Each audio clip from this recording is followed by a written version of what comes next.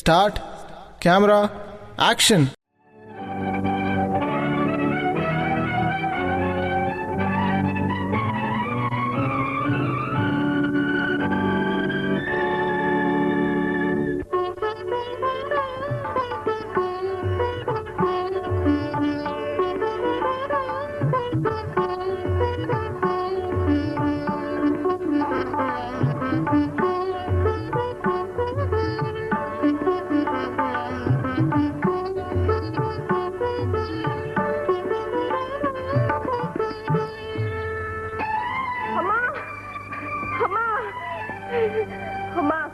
என்ன முடியுமா?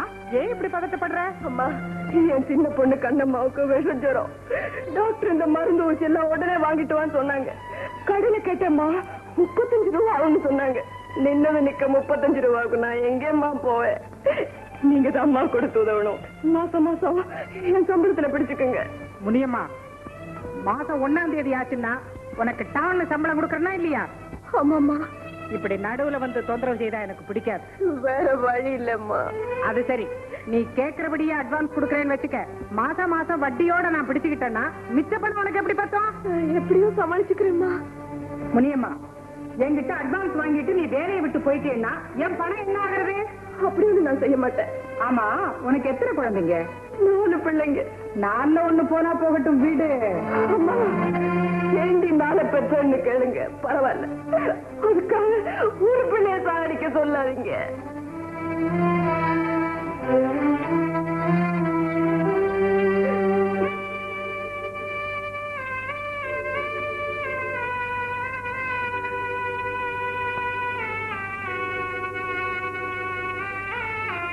இந்தாங்க, இதை வச்சுட்டு 35 ரூபா கொடுங்க. உங்களுக்கு ரொம்ப புண்ணியமா இருக்கும். என்ன பண்றது? உன் நிலைமையை நினைச்சா பரிதாபமா தான் இருக்கு. உன் மேல இருக்கிற நம்பிக்கையில தான் இது அசல் தங்கமான உரசி கூட பார்க்காம நான் பணம் கொடுக்க போறேன். முனியம்மா, நீ கேட்டபடி நான் 35 ரூபா கொடுக்கறேன். வட்டி 15 ரூபா, ஆக மொத்தம் 50 ரூபா. மாசம் மாசம் உன் சம்பளத்துல வட்டியை புடிச்சுக்கிட்டு தான் பணம் கொடுப்பேன். அப்புறம் தகராறு பண்ணாத. இந்தா. இல்லம்மா. ஐயா, என்னம்மா நீ அவசரப்பட்டியே? இப்ப முனியம்மாவுக்கு இருக்கிற கஷ்டத்துல 35 ரூபாய்க்கு 35 ரூபாய் வட்டி கேட்டிருந்தாலும் கொடுத்துருப்பா. நீ 15 ரூபாய் விட்டுட்டீங்க. ராஜேஷ், நீ சொல்றது நியாயம்தான். இருந்தாலும் ஏழைகளை அதிகமா தொல்லப்படுத்த கூடாதுமா. வயசாக வயசாக உனக்கு இறக்க சுகம் ஜாஸ்தி ஆயிட்டே போகுதுமா. இது நல்லது இல்ல. வாங்க வாங்க. வணக்கம். என்னையா ராஜவேலு, பிசினஸ் எல்லாம் எப்படி இருக்கு? ஏதோ உங்க புண்ணியத்துல நல்லா நடக்குதுங்க. அப்படியா? பணம் கொண்டு வந்திருக்கீங்களா? ஆமாங்க. உட்காருங்க உட்காருங்க. இது வரையில 7 தடவையில 1.25 லட்சம் ரூபாய் உங்களுக்கு நான் கொடுத்திருக்கேன். இதுல 40,000 ரூபாய் இருக்கு. இதோட நம்ம கணக்கு தீர்ந்துதுங்க. என்னையாது பணம் கடன் கொடுத்த நாள்ல கணக்கு சரி பார்த்து சொல்லணும். அது சரி, இந்த வியாபாரத்துல உனக்கு எவ்வளவு லாபம்? கடவுள் புண்ணியத்துல 2 லட்சம் ரூபாய் லாபம் கிடைச்சதுங்க. Very good very good. Rajavelu, என் கை எப்பவுமே ராசியான கை. நீ 50,000மும் நான் கொடுத்த 2 லட்சமும் போட்டு நீ நடத்தின வியாபாரத்துல உனக்கு 2 லட்சம் ரூபாய் லாபம் கிடைச்சிருக்கு. அதனால லாபத்துல உனக்கு 1/4 பங்கு, எனக்கு 3/4 பங்கு. ஐயோ, அவசரப்படாத ராஜவேலு. நீ கொடுத்த வட்டி, நீ உழைச்ச உழைப்பு, இதையெல்லாம் பாக்குறப்போ லாபத்துல நான் 3/4 பங்கு கேட்கறதுல நியாயம் இல்லை. அதனால லாபத்துல உனக்கு பாதி, எனக்கு மீதி. என்னங்க இது அக்கிரமமா இருக்கு? லாப நஷ்டத்தை பத்தி உங்களுக்கு என்ன கவலை? லாபத்துல பங்கு கேட்க நீங்க என்ன பார்க்கறா? தயவு பண்ணி பேச்சு மாறாம இதுவரைக்கும் நான் கட்டின பணத்துக்கெல்லாம் ரசீதை கொடுத்து பத்திரத்தையும் திருப்பி கொடுத்துருங்க. அதுக்கு எவனாவது இழிச்சவாயனா பாரு. இப்ப நீ 1 லட்சம் ரூபாய் பணம் கொடுக்கல, இதுவரைக்கும் நீ கட்டின பணத்துக்கு நான் ரசீதே கொடுக்கல. உன் மேல கேஸ் போட்டு உன் வீட்டையே ஜப்திக்கு கொண்டு வருவேன். நாகலிங்கம், உன்ன ஒரு பெரிய மனுஷன் நம்பித்தான் நான் ரசீது கூட வாங்கிக்காம பணத்தை எல்லாம் கட்டினேன். இப்படி அக்கிரமமா நடந்துக்குவேன்னு நான் கனவுல கூட நினைக்கல. எது அக்கிரமம்? 50,000 ரூபாய் போட்ட உனக்கு 2 லட்சம் ரூபாய் லாபம். 2 லட்சம் ரூபாய் கொடுத்த எங்க அப்பாவுக்கு 20,000 வட்டி மட்டுமா? கொஞ்சம் ஐயோ பாவன் பார்த்தா போதுமே, தலையில மிளகா அரைச்சிருவீங்களே. நீங்க தான் இப்ப எந்த தலையில மிளகா அரைக்க பாக்குறீங்க. இப்படி அக்கிரமம் பண்ணீங்க, தெய்வம் உங்களை சும்மா விடாது. பேக்கு, அதை பத்தி நீ ஒண்ணும் கவலைப்பட வேண்டாம். நாங்க தெய்வத்தை டெய்லி கவனிச்சுக்கிட்டு தான் இருக்கோம். எங்க அப்பா நெத்திய பத்தியா குங்குமம், தெய்வத்துக்கு அது டேஞ்சர் சிக்னல். இப்ப ரசீதையும் பத்திரமும் திருப்பி கொடுக்க போறீங்களா இல்லையா? நான் கேட்ட பணத்தை கொடுத்தா உன் பத்திரம் வரும். இல்ல உன் வீட்டை தேடி அமீனா வருவான். நீங்க உருப்படவே மாட்டீங்களா? உங்க வீட்டுல இடி விழ வாட, அதுக்குதான் எங்க வீட்டு மேல இடி தாங்கி கட்டி வச்சிருக்கோம் இல்லப்பா? கரெக்டா சொல்லுடா. ராகினி, 6வது மார்க். நல்லா படிக்கணும் இன்னும். ரகு, 35 மார்க். இந்த எல்லையை நீ தாண்டவே மாட்டியா? சார், இந்த புக் மேல அடிச்சு சத்தியம் பண்ணி சொல்றேன், அடுத்த எக்ஸாமுக்கு கஷ்டப்பட்டு சின்சியரா படிச்சு அதுவும் ராவும் பகலுமா 36 மார்க் வாங்கிக்காங்க. அப்படிதான் இருக்க போறேன். ராஜு, 60 மார்க். கீதா, 100க்கு 100. நீதான் கிளாஸ் லேப்பர். Keep it up. Ashok sir, 25 mark.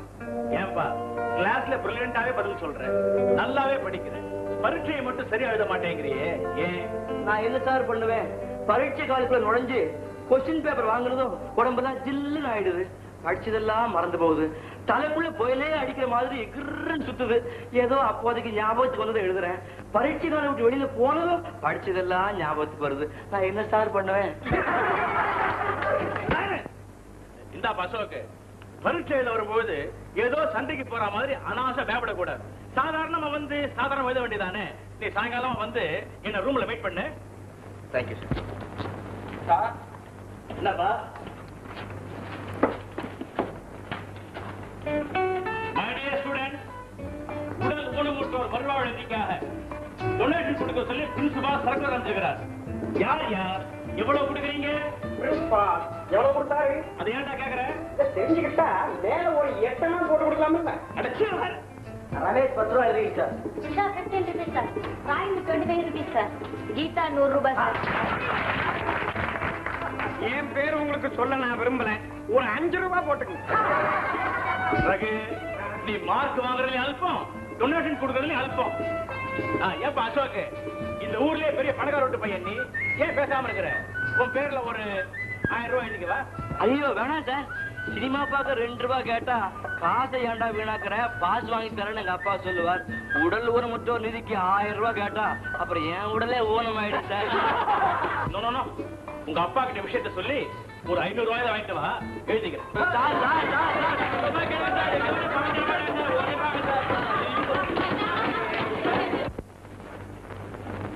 அண்ணே, அம்மாவும் அப்பாவும் இல்லைன்னு சொல்லிட்டாங்க. நீயாவது இந்த டொனேஷனுக்கு ஒரு 500 ரூபாய் கூட. முட்டாள் முட்டாள். டேய், என் கேர்ள் ஃபிரெண்ட்ஸோட நான் மகாபலிபுரம் போக போறேன். ஒரு 500 ரூபாய் கொடுன்னு கேட்டிருந்தேன், கொடுத்திருப்பேன். அதுல ஒரு ஸ்டேட்டஸ் இருக்குது. நான் ரேஸுக்கு போறேன், 1000 ரூபாய் கொடுன்னு கேட்டிருந்தேன், கொடுத்திருப்பேன். அதுல ஒரு பிரஸ்டீஜ் இருக்குது. என் ஃப்ரெண்ட்ஸுக்கு நான் ட்ரிங்க்ஸ் பார்ட்டி கொடுக்க போறேன், பணம் கொடுன்னு கேட்டிருந்தேன், கொடுத்திருப்பேன். அதுல ஒரு டிக்னிட்டி இருக்கு. டேய் முட்டாள், எந்த காரியம் செய்யறதா இருந்தாலும் அதனால நமக்கு என்ன லாபம்னு பாத்துக்கிட்டு தான்டா செய்யணும். 500 ரூபாய் நன்கொடை கொடுக்கறியா, அதனால நமக்கு 1000 ரூபாய் லாபம் வருதா பாக்கணும். ஊர்ல இப்ப நன்கொடை கொடுக்கறவன் எல்லாரும் அதனால தனக்கு என்ன லாபம்னு பாத்துக்கிட்டு தான்டா கொடுக்கறான். என்ன கஷ்டப்படுறவங்களுக்கு உதவி செஞ்சா புண்ணியம் கிடைக்காதா? அப்படியே புண்ணியம்னே வச்சுக்க. இந்த 500 ரூபாய் யாருக்குமே தெரியாம கொடுக்கறதுனால உனக்கு என்னடா புண்ணியம் கிடைக்கலாம் போட்டுக்கிட்டே போ. 5000 பிச்சைக்காரன் உன்னை வாழ்த்துவான், அது 5000 பேர் பார்ப்பான். பத்திரிகையில நியூஸ் வந்தாலும் வரும், அது 5000 மடையம் படிப்பான். அது நமக்கு லாபம். எனக்கு ஒண்ணுமே புரியல, ஒரே குழப்பமா இருக்குது. கிட்ட வாங்க, ஒண்ணு சொல்லணும். என்னண்ணே? உன்னை என் தம்பின்னு சொல்லிக்கவே எனக்கு வெக்கமா இருக்கு. ஆமாண்ணே, எனக்கு வெக்கமா தான் இருக்கு. எங்க இருந்துதான் வந்து பிறந்ததோ இது நம்ம குடும்பத்துக்குன்னு.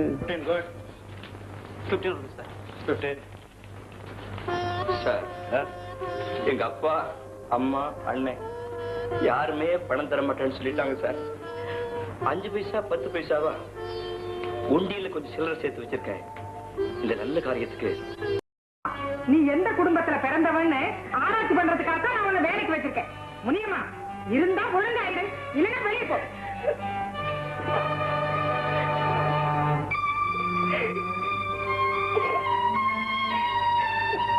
அழாத முடியுமா?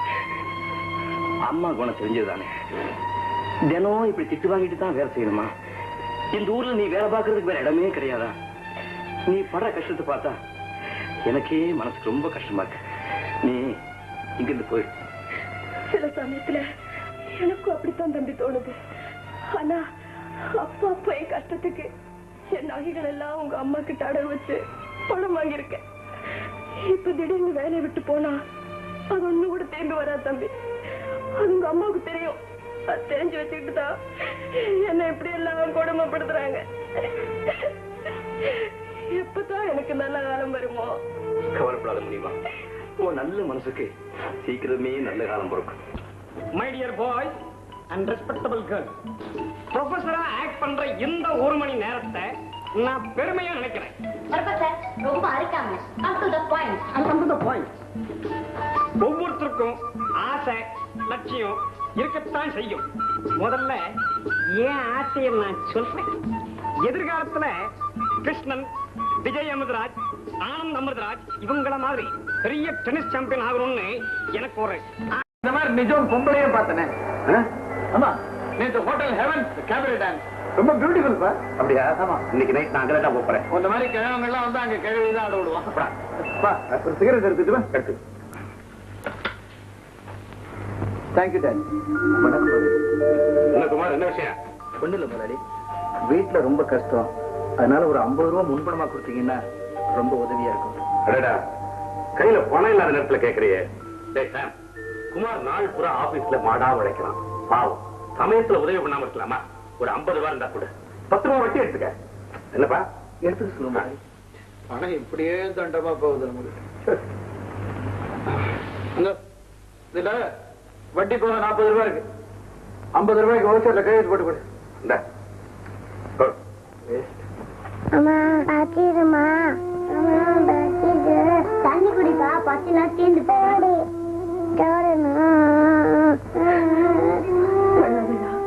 அப்பா பணம் கொண்டு வருவாரு, சமைச்சு போடுறேன்டா. ஏம்மா தினம் பதுக்குது? படிக்கும் போது ஏழுங்க வயிற்றுல ஆண்டு அக்னியை வச்சு படிச்சிருக்கா. முடியுமா? முடியுமா? என்னங்க பணம் கிடைச்சதா? ஓ, கொடுத்துட்டாரே முதலாளி. ரொம்ப நல்ல ஒரு முடியுமா. பாவம், அவர்கிட்ட கூட பணம் இல்ல. சின்னையா சண்முகத்துக்கிட்ட கேட்டு வாங்கி கொடுத்தாரு. இந்த என்னங்க 50 ரூபாய் முன் பணம் வாங்கிட்டு வர சொன்னேன். 40 ரூபாய் தானே இருக்கு. சின்னையா 10 ரூபா வட்டி எடுத்துக்கிட்டாரு. உங்களுக்கு கொஞ்சமாவது இது இருக்கா? எத்தனை வருஷமா வேலை செய்றீங்க? 10 ரூபாய் சம்பளத்தை தான் கூட்டி வாங்க தெரியல. வாங்குற பணத்தை ஒழுங்கா வாங்கிட்டு வரக்கூடாது. முன் பணத்துக்கு யாராவது வட்டி கொடுப்பாங்களா? பணம் கொடுக்கறவங்க சும்மா கொடுப்பாங்களா? இந்த அளவு கொடுத்தாங்களே, அதை சொல்லு. ஆனான பட்டவங்க கிட்டே அந்த நாகலிங்கம் தோல் இருக்க சுளைய முழுங்குவாரு. உங்களை ஏமாத்துறதா கஷ்டம். டபுள, நீ என்ன எப்ப பார்த்தாலும் முதலாளியும் அவங்க வீட்டுல இருக்கவங்களையும் திட்டிகிட்டே இருக்க? இந்த காலத்துல பெரிய பெரிய படிப்பு படிச்சவங்க எல்லாம் வேலை இல்லாம திண்டாடிட்டு இருக்கும் போது நம்ம 2 பேருக்கு வேலை கொடுத்திருக்காங்களா, அதை சொல்லு. ஆமா, உங்க முதலாளி தங்க மனசுக்கு கோயில் கட்டி தான் கும்பிடணும். இங்க பிள்ளைங்க எல்லாம் பசி பசின்னு கத்துதுங்க. சீக்கிரம் மளிகை கடையில போய் இந்த பணத்தை கொடுத்துட்டு அரிசி வாங்கிட்டு வாங்க.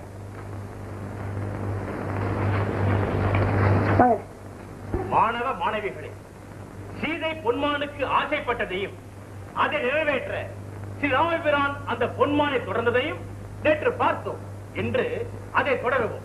பொன்மானாக காட்சியளித்த பொய்மான் துள்ளி துள்ளி குதித்தது.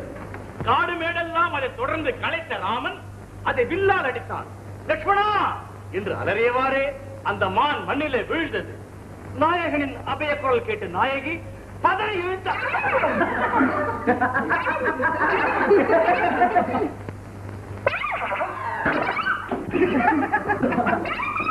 இந்த வேலை யார் செய்தது சொல்லுங்க, இல்ல உங்க எல்லாரும் டிஸ்மிஸ் பண்ணிரு.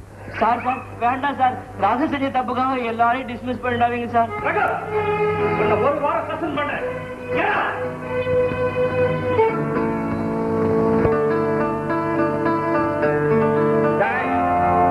ஏண்டா ராஸ்கல், என்ன காட்டி கொடுக்க அளவுக்கு உனக்கு தைரியம் வந்துருச்சா? காட்டி கொடுக்கறதுக்கு உண்மையை ஒத்துக்கலன்னா நம்ம எங்க டிஸ்மிஸ் பண்ணிட்டு வாங்கன்னு பயந்துதான் சொன்னேன். அப்படியா? காட்டி கொடுத்தது மட்டும் இல்லாம தந்திரமா விளக்கம் சொல்ல வந்துட்டியா? என்ன 1 வாரம் சஸ்பெண்ட் பண்ணிருக்காங்கல்ல, அதே 1 வாரத்துக்கு நீ காலேஜ் பக்கம் வராத அளவுக்கு நான் உன்னை கட்டுப்பட வைக்கிறேன். இந்தா வாங்கிக்கோ. என்ன காட்டி கொடுத்ததுக்கு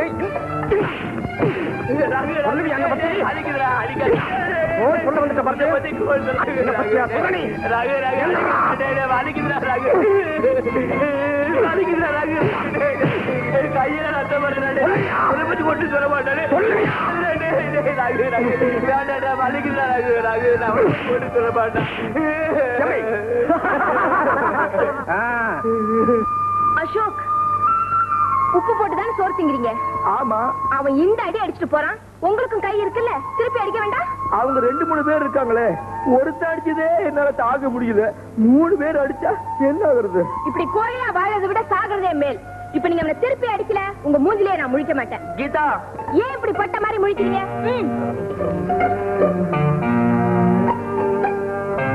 அவங்க போயிட்டாங்களே. போனா என்ன? இப்ப இந்த அவமானம் போகணும்னா கூப்பிட்டு அடிங்க. நான் ஆமா. அவங்களையா கூப்பிடுங்க. வந்து கம் ஆன். டேய், வந்து வந்து டேய், தைரியம் இருந்தா வாடா பாக்கலாம். தேவியார் வேதம் ஓடுனாங்களா? பொம்பளை பேச்ச கேட்டுக்கிட்டு முதுகுக்கு தின் கட்டிக்காத. யாருக்கு யார் திங்கட்டாங்கன்னு பாத்துடலாம்டா.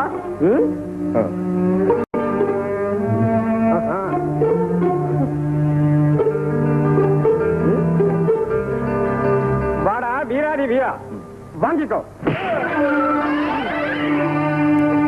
தோத்துட்டு வந்தீங்கன்னா புடவை தருவேன், ஜெயிச்சுட்டு வந்தீங்கன்னா பரிசு தருவேன்.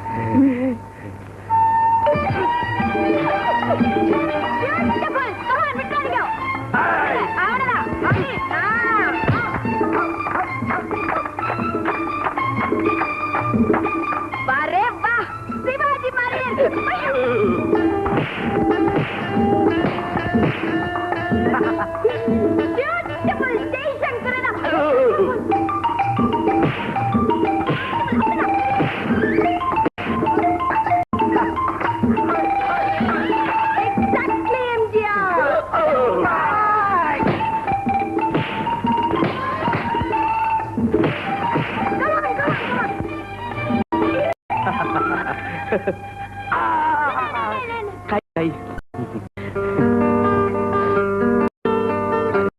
சொன்னியே.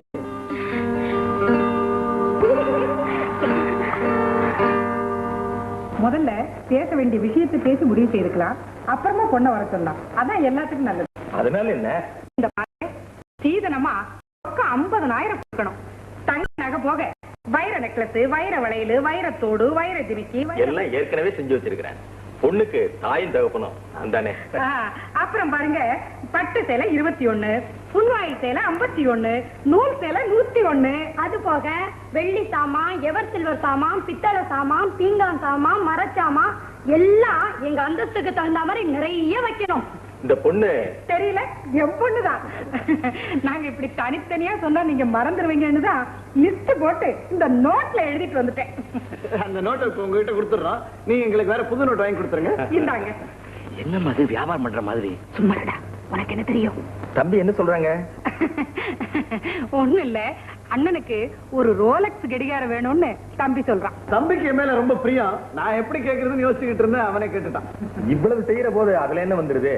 ஒரு ரோலக்ஸ் கடிகாரம் தானே. இல்ல 2 கை இருக்குது இல்ல, 2 கடிகாரமா இருந்தா வசதியா இருக்கும். வாயை கொடுத்துட்டா போகுது. பெண்ணை வர சொல்லுங்க. அம்மா சித்ரா,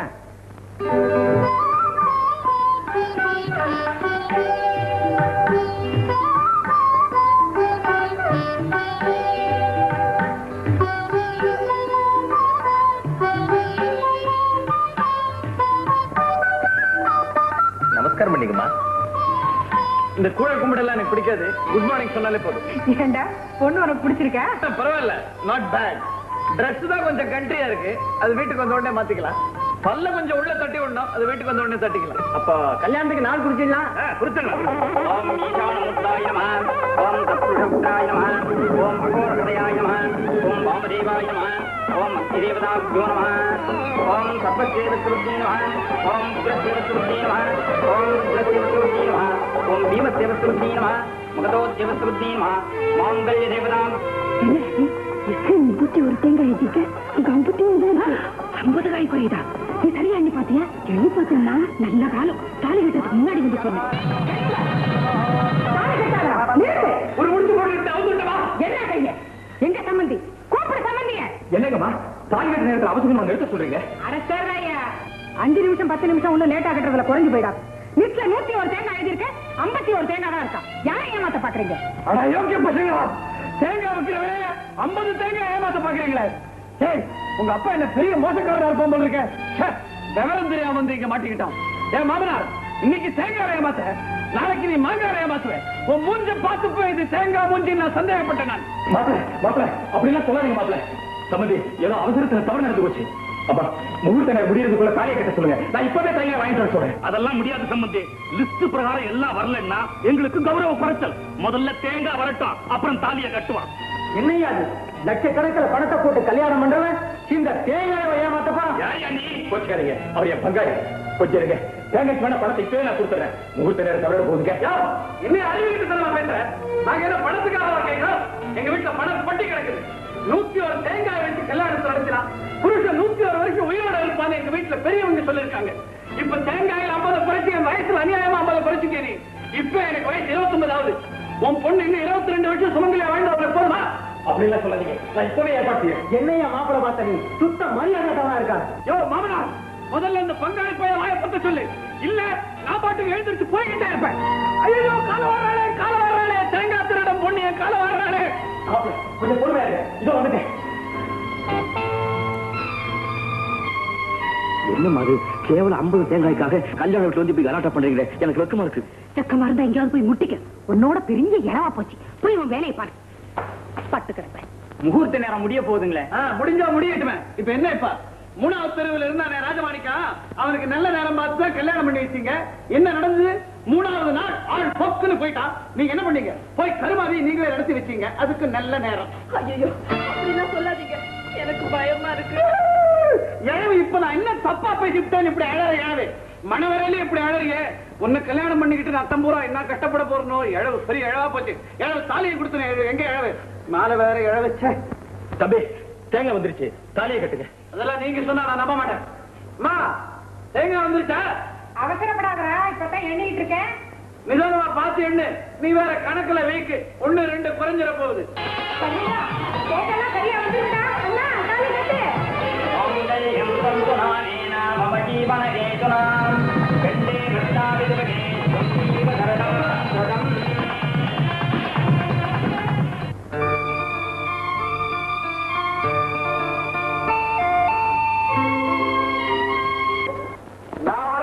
கடைய போடுறீங்க? வாங்க சார். ஏன் சார் இவ்வளவு லேட்டு? எதிரா லேட்டு? மணி இப்போ வாட்ச் அந்த கையில இருக்கு சார். இதுதான் வாட்ச். அயோக்கிய பையல, என் வாட்ச் எடுத்து நீ கட்டிக்கிட்டியா? It's all right. மணி இப்போ 12 ஆகுது. உல்லாச பிரேயர்களுக்கு ராத்திரி 12 மணிக்கு தானடா பொழுதே விடியுது. இன்னைக்கு எனக்கு கல்யாணம். ஃபர்ஸ்ட் நைட்டு கூட போகாம டான்ஸ் பார்க்க வந்திருக்கேன். என்ன மாதிரி தியாகி கிடைப்பானா? அடுத்தது சார் 9 மணிக்கு ஆரம்பிச்ச ப்ரோக்ராம் இப்பதான் முடிஞ்சது. மறுபடியும் அந்த ஆந்திரா நாரியமணி ஆடுன்னா சண்டைக்கு வரேன் சார். போயிட்டு நாளைக்கு வாங்க. முடியாதா? இன்னைக்கு டான்ஸ் பார்க்காம இந்த இடத்த விட்டு நான் போக மாட்டேன். அவன் ஏன்டா ஆட மாட்டான்? காசுக்கு ஆடுற கழுது தானே. ஒரு டான்ஸுக்கு எவ்வளோடா பணம் செலவாகு? 3000 ரூபாய் ஆகும். 3000 ரூபாய். எப்படி என்னைக்கு கூப்பிட்டு ஆட சொல்லு. Okay sir. ஜெகத் ஜெகத் ஆர்பர் ஒரு கேனை வந்திருக்காண்டா. ஒரே ஒரு டான்ஸ் பார்க்கணும். 3000 ரூபாய் சார் என்ன தந்திருக்கான். என்ன சொல்றீங்க? வாசிக்கிறீங்களா? டேய் பணம் கொடுத்தா விடிய விடிய வாசிக்கிறேன்டா. ஓகேடா கண்ணா. Madam madam please. பணத்திலே கொடுத்த ஒரு பைத்தியக்காரன் 3000 ரூபாய் மொத்தமா கொடுத்துட்டான். ஆட்டம் பார்க்கணுமா? எங்களுக்காக ஒரே ஒரு தடவை ஆடுங்க. மேனேஜர் இல்லாத நேரம் நாங்க எல்லாரும் பிரிச்சு பங்கு போட்டு எடுத்துக்கிறோம். தயவு பண்ணுங்க மேடம். ஓகே. அப்ப பட்டனை போடுங்க. ரெடி. Dance ready. நான் பணம் கொடுத்திருக்கேன். நான் மட்டும்தான் தனியா டான்ஸ் பார்க்க போறேன். வேற ஒரு பையில உள்ள விடாதா? Okay sir. வேற யாரையும் உள்ள விடாத. முடிஞ்சா நீ கண்ணை கட்டிக்க.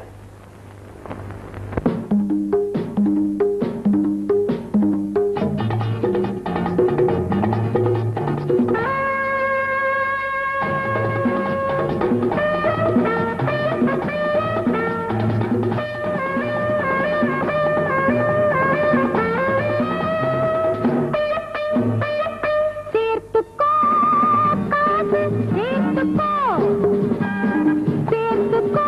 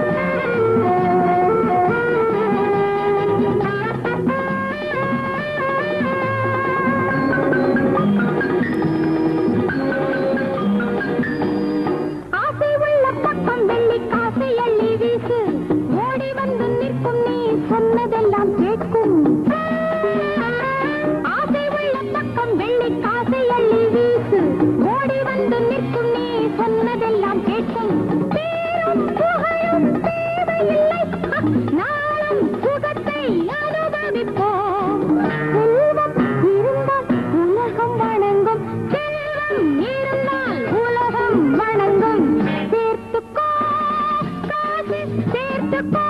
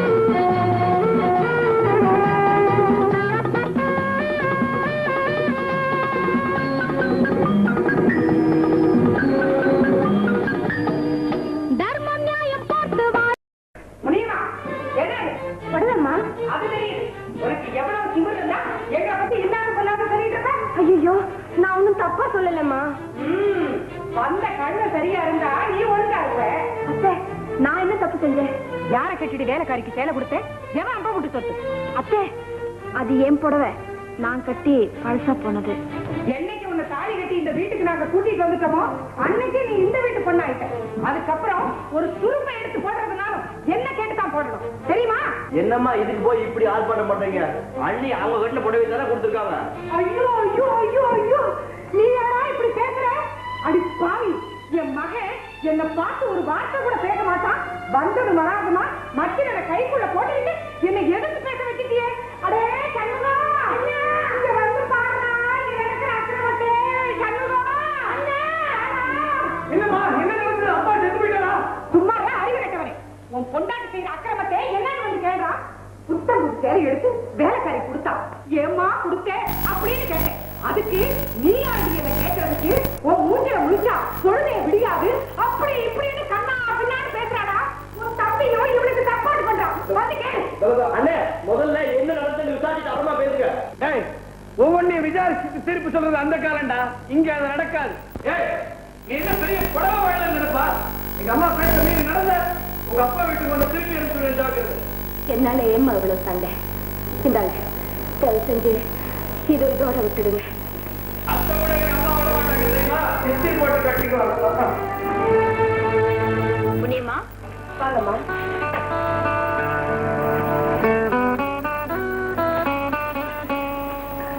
நீங்களும் ஒரு பெரிய பணக்கார குடும்பத்துல பிறந்து இந்த வீட்டுக்கு மருமகளா வந்திருக்கீங்க.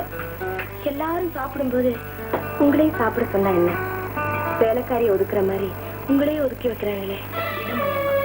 கொஞ்ச நேரம் பின்னாடி சாப்பிடுறதுனால நான் என்ன குறைஞ்சிடவா போறேன்? யாராருக்கு என்னென்ன விதிச்சிருக்கோ அதுதான் கிடைக்கும். ஏம்மா வறுப்படி சாப்பிடுறீங்க? கொஞ்சம் நெய் போட்டுக்கோங்க.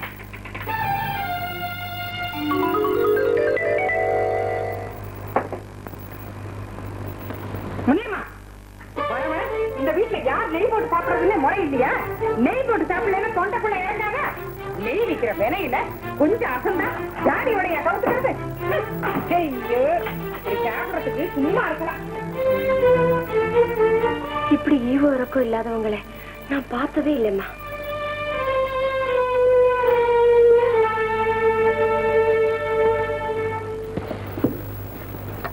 இந்தம்மா, குழந்தைகளை ஜாகிரதை பார்த்துக்க.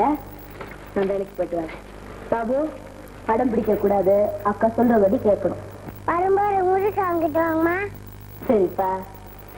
இந்தாங்க, உங்க முதலாளி கிட்ட இந்த மாசமாவது ஒரு 10 ரூபாய் கூட கேளுங்களேன். கண்டிப்பா கேட்கிறேன். லாட்டி சீட்டு 1 ரூபாய் கொடுத்தா 1 லட்சம் வரைக்கும். தமிழ்நாடு அரசு பரிசு லாட்டரி சீட்டு ஒத்திட்டாவது வாங்கிக்கமா. இங்க ஏற்கனவே அடிக்கிற லாட்டரி பத்தாது.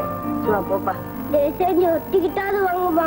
10 டிக்கெட் வித்தாதான் எங்க வீட்டுல எனக்கு சோறு போடுவாங்க. அட போன போது ஒரு டிக்கெட் வாங்கு.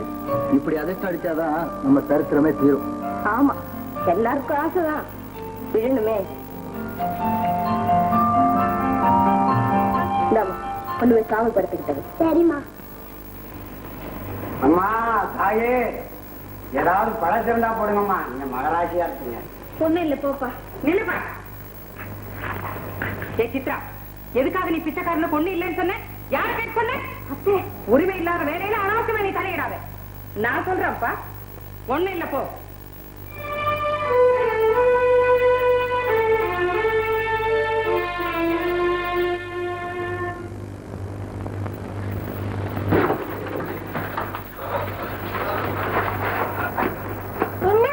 நமக்கு பரிசு விழுந்திருக்கான்னு பாக்குறேன்டா. நமக்கு கட்டாயமா பரிசு விழும்பா. 7 7 5 5 7 5 6 6 1 1 7 5 6 1 5 1. நமக்கு பரிசு வந்துருச்சு. நமக்கு பரிசு வந்துருச்சு. நமக்கு ₹1,00,000 பரிசு வந்துருக்கு. தினம் 3 வேளை சாப்பிடலாம். 3 வேளை சாப்பிடலாமா? ஆமாடா கண்ணா. கறி சோறு, தயிர் சோறு எல்லாம் சாப்பிடலாம். அம்மாங்க, அம்மா தண்ணி மண்டார போயிருக்காங்க. சரி சரி, அம்மா வந்தா நமக்கு ₹1,00,000 பரிசு வந்திருக்குன்னு சொல்லு. நான் போய் பணத்தை வாங்கிட்டு வந்துடுறேன். கடவுளே, கஷ்டமெல்லாம் தீர்ந்து போச்சு. கஷ்டமெல்லாம் தீர்ந்து போச்சு. MU 756151. 1000 ரூபாய் பரிசு கூட விழல. 100 ரூபாய் பரிசு சீட்டு வாங்குறது எல்லாம் திரட்டமா போச்சு. முதலாளி, முதலாளி, அடிக்கடி வந்து அட்வான்ஸ் கேட்கலாம் உனக்கு எத்தனை தடவை சொல்லிருக்கிறேன். நான் அட்வான்ஸ் கேட்க வந்த முதலாளி. எனக்கு லாட்டரி சீட்ல ₹1,00,000 பரிசு விழுந்திருக்கு. அதை யார்கிட்ட கொடுத்து எப்படி பணம் வாங்குறதுன்னு எனக்கு தெரியல. உங்ககிட்ட கேட்டு போலான்னு வந்த முதலாளி. உண்மையாவா? நிஜமான முதலாளி, இங்க பாருங்க லாட்டரி சீட்டை.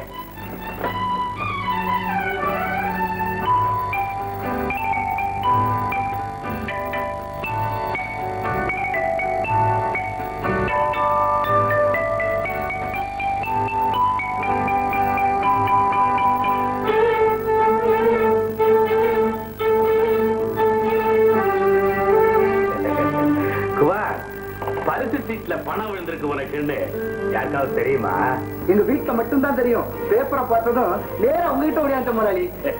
நல்ல வேலை செஞ்சேன். குமார், என்ன ஆகமா இருக்கு, கொஞ்சம் தண்ணி கொடுத்து வாங்க. கொண்டு வர முதலாளி.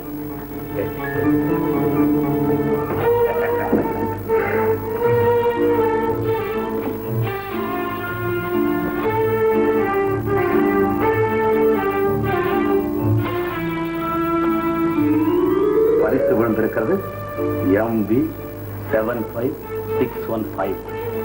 நம்ம கிட்ட இருக்கிறது MU 75615.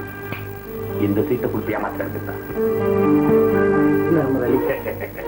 நல்ல பையன் குமார். இதை எடுத்துக்கிட்டு ஏதாவது ஒரு பேங்குக்கு போ. அங்க இருக்கிற ஏஜென்ட் கிட்ட கொடு. சரி. அவரு இத பேங்க்ல டெபாசிட் பண்ணிட்டு ஒரு வாரத்துக்குள்ள அரசாங்கத்துக்கிட்ட இருந்து உனக்கு பணம் வாங்கி கொடுத்துருவாரு. சரிங்க முதலாளி, நான் நேரா பேங்க் போறேன்.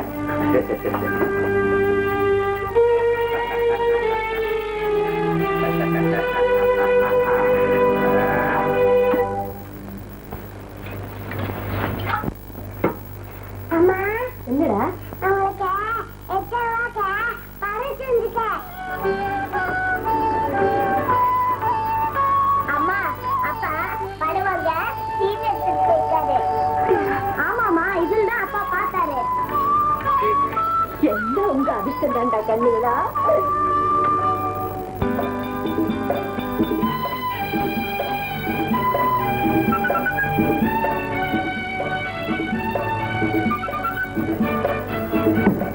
ஏஜென்ட்டுங்க, என்னப்பா? எனக்கு லாட்டரி சீட்ல ₹1,00,000 பரிசு விழுந்திருக்குங்க. இந்த சீட்டை வச்சுட்டு எனக்கு பணம் வாங்கி கொடுக்க ஏற்பாடு பண்ணுங்க.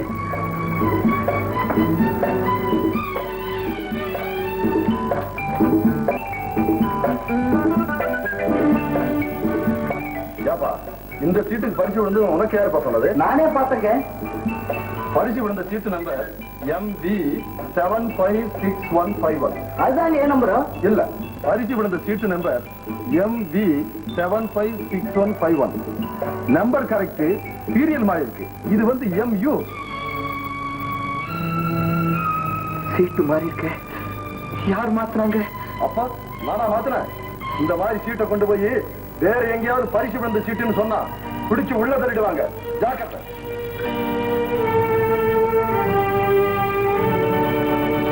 முதலாளி, உங்களுக்கு ₹1,00,000 பரிசு விழுந்ததுக்காக நம்ம ஆபீஸ்ல வேலை செய்யறவங்க சார்பில் இந்த மாலையை போடலாம்.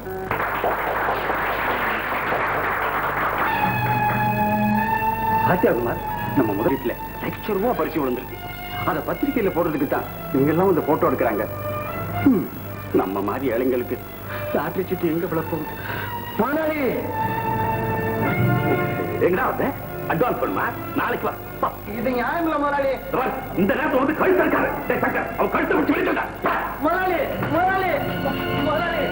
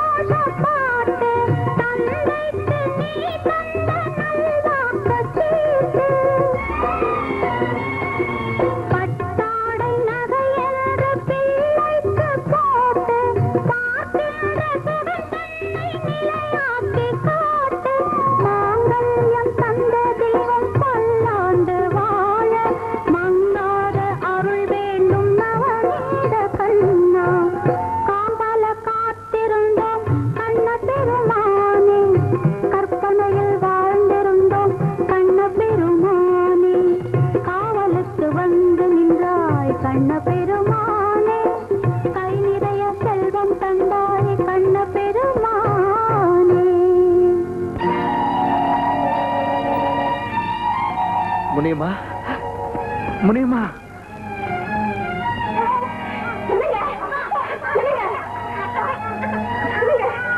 மோசம் போயிட்டு முடியுமா மோசம் போயிட்டு என்ன நடந்தது சொல்லுங்க. நம்ம முதலாளி நம்ம லாட்டு சீட்டை வாங்கிட்டு வேற சீட்டை கொடுத்து மோசம் பண்ணிட்டா முடியுமா?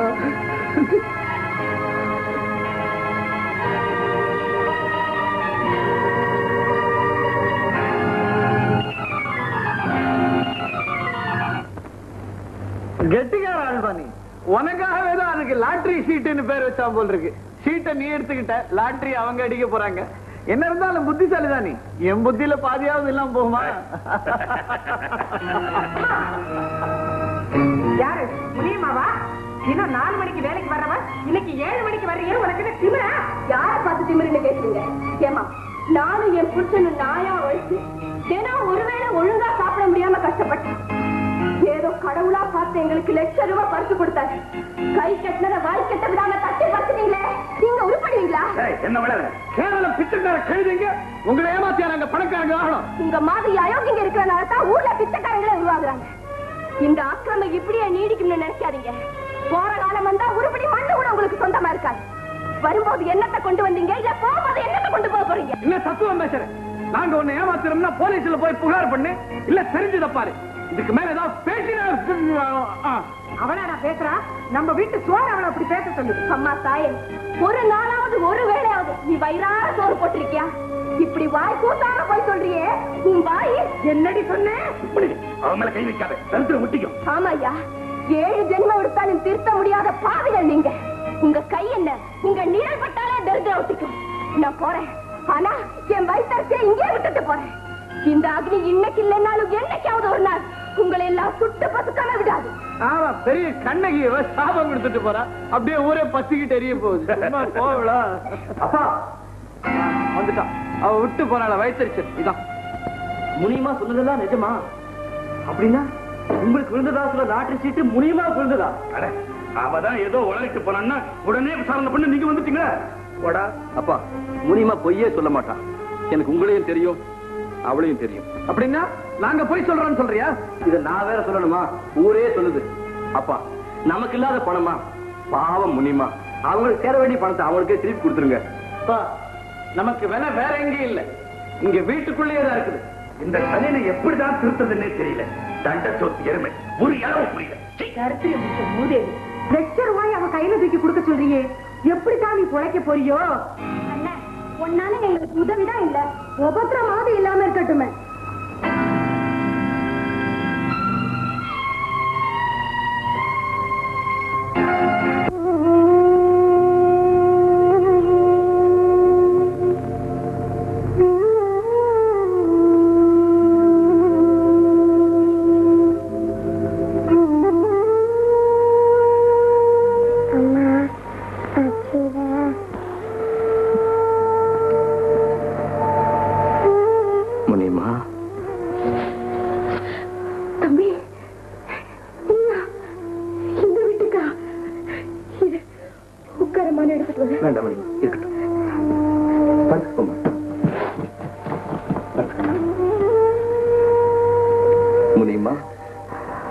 கொஞ்சம் கூட மனுஷத்தன்மை இல்லாம எங்க அப்பா செஞ்ச தப்புக்காக நான் உங்ககிட்ட மன்னிப்பு கேட்கிறேன்.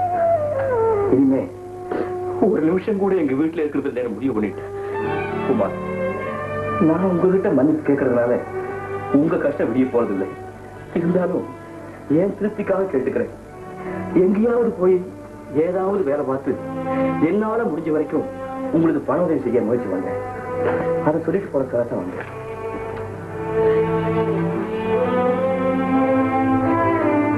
இந்த முனிமா இதை வச்சுக்க. இப்போதைக்கு என்னால முடிஞ்சது இவ்வளவுதான். பரவாயில்ல, வச்சுக்க.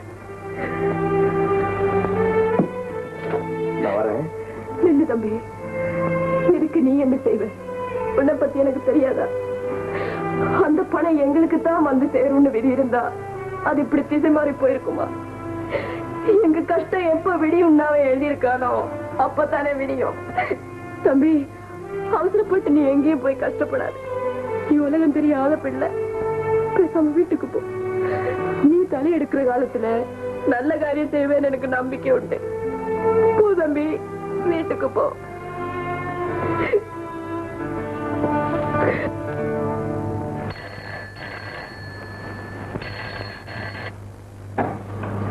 ஹலோ, யாரு கீதாவா? நான் அசோக் பேசுறேன். அசோகா, என்ன அசோக் இந்த நேரத்துல எங்க பேசுறீங்க? நேரு பார்க்ல இருந்து பேசுறேன். எங்க வீட்டுல இருக்கிறவங்க செய்யற அக்கிரமத்தை என்னால தாங்க முடியல. இனிமே ஒரு நிமிஷம் கூட அங்க இருக்கிறது இல்லைன்னு ஊரை விட்டே போறேன். எங்கேயாவது போய் ஏதாவது ஒரு வேலை தேடினதுக்கு அப்புறம் உன்னை வந்து பாக்குறேன். அசோக், சொல்ற கேளுங்க அசோக்.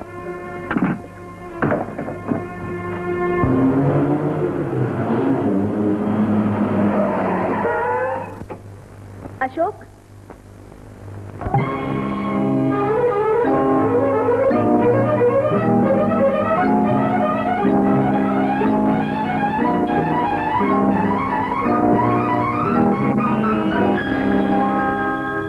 மயக்கம் குழப்பம் நேரும் போது பயந்தால் கோழை நெஞ்சம், தைரியமாக பொறுப்பை ஏற்க துணிந்தால் ஆம்பளை சிங்கம்.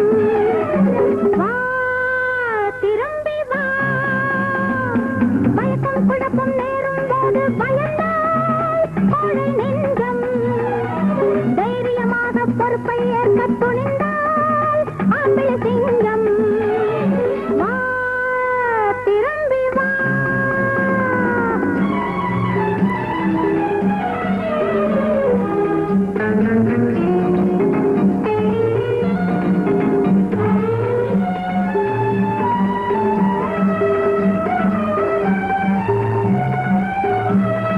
மனம் இருந்தால் நல்ல வழி பிறக்கும், துணிவிருந்தால் என்றும் வெற்றி வரும்.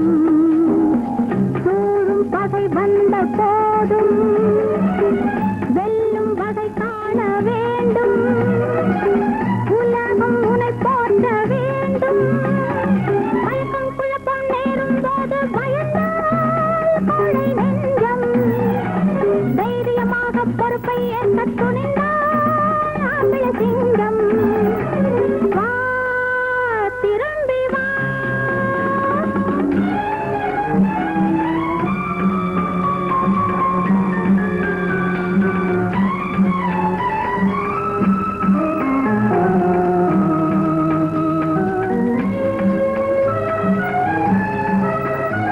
ஸ்ரீராமனுக்கும் இந்த சோதனைதான், அந்த கௌரவர்க்கும் வந்த வேதனைதான்.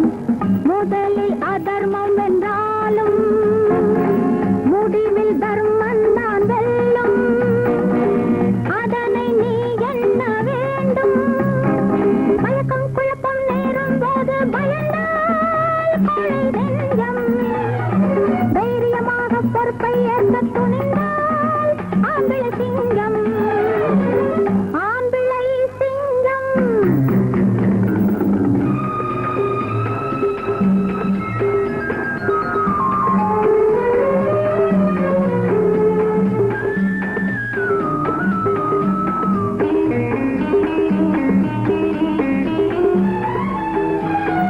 வாழ்க்கை என்றால் பல வழி இருக்கும், அதில் நல்வழியை நாம் அமைத்துக் கொள்வோம். நம்பி வருவோரை காப்போம், எழுந்து பிழைப்போரை தாய்ப்போம். வாழும் முறையோடு வாழ்வோம். மயக்கம் குழப்பம் நேரும் போது பயந்தால் கோழை நெஞ்சம், தெய்வமாக பொறுப்பை ஏற்க துணிந்தால் ஆம்பளை சிங்கம். அசோக், நான் சொல்றத கொஞ்சம் கேளுங்க. ஏன் இந்த முடிவுக்கு வந்தீங்க? கீதா, எங்க வீட்டுல இருக்கிறவங்க செய்யற அக்கிரமத்துக்கு எல்லையே இல்லாம போச்சு. இன்னைக்கு லட்சம் ரூபாய்க்கு முனியமாக விழுந்த லாட்டரி சீட்டை ஏமாத்திட்டாங்க. அப்படியா? ஆமா, அதை என்னால தாங்க முடியல. நியாயம் கேட்ட என்ன எடுத்தெறிஞ்சு பேசிட்டாங்க. அதனாலதான் ஊரை விட்டே போறேன். வீட்டுல நடக்கிற அக்கிரமங்கள் எல்லாம் நீங்க கண்டிச்சு கேட்காம போனதுனாலதான் அது இவ்வளவு தூரம் வளர்ந்து போச்சு.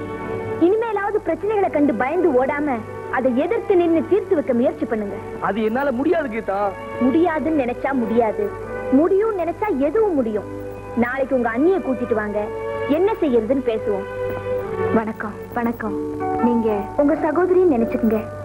உங்களை பத்தியும் உங்க வீட்டு நிலைமைய பத்தியும் அசோக் எல்லாம் விவரமா சொன்னாரு. நீங்க படுற கஷ்டத்தை கேட்டு என்னாலேயே தாங்கிக்க முடியல.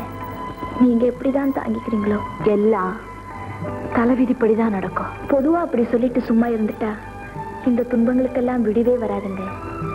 எனக்கு என்ன அவ்வளவு அக்கறைன்னு கேக்குறீங்களா? நானும் உங்க வீட்டுல வந்து வாழ போறவதானே. அசோக் சொல்லல? எனக்கு ரொம்ப வெக்கமா இருந்துச்சு. பரவாயில்லையே, நான் உங்களை என்னமோ நினைச்சிட்டு இருந்தேன். இந்த அளவுக்கு தைரியம் இருந்தா பாராட்ட வேண்டியதுதான். எல்லாத்துக்கும் கீதா தான் காரணம். இங்க பாருங்க, பயந்து பயந்து வாழ்நாள் பூரா நரக வேதனையில அவஸ்தைப்படுறதை விட எதிர்த்து சண்டை போட்டு நம்ம உரிமையை நிலைநாட்டிக்கிட்டோம்னா அதுக்கப்புறம் நிம்மதியா வாழலாம். நீங்க 2 பேரும் என் திட்டத்துக்கு உதவியா இருக்கணும், பயப்படக்கூடாது. சொல்லு கீதா, என்ன செய்யணும்? என்ன பேசாம நிக்கிறீங்க? எனக்கு என்ன செய்யறதுன்னு புரியல கீதா. நீ சொல்லு, முடிஞ்ச வரைக்கும் முயற்சி செய்யறேன். சொல்றேன் கேளுங்க. முருகா, எல்லாரும் நல்லா இருக்கணும், நல்ல பேரோட வாழணுங்கிறதுக்காக நான் ஆரம்பிச்சிருக்கிற இந்த நாடகம் நல்ல மாமனாரா இருந்தா அப்பான்னு சொல்லக்கூடாதா? மாமனார் உன்னை டான்னு சொல்லாம விடுறேன்னு அதோட சந்தோஷப்பட்டுக்க. பாக்கலாம் வை. என்னடா டெலிபோன்? ஒண்ணு இல்ல, அந்த மாமனார் போன் பண்ணலாம். தலை தீபாவளிக்கு 2 நாள் முன்னதாகவே அங்க போய் இருக்கணுமா. தலை தீபாவளிக்கு உனக்கு என்னடா பரிசு கொடுக்க போறாரு உங்க மாமனாரு? அதெல்லாம் முன்னாடியே கேட்டுக்கணும், இல்லைன்னா 2 லட்டு உருண்டையை கொடுத்து ஏமாத்திடுவாங்க. செஞ்சாலும் செய்வான் உண்டை கட்டி பையன். கொஞ்சம் முன்ஜாகிரதையா இருக்கிறது நல்லதுதான். சித்ரா, என்னங்க?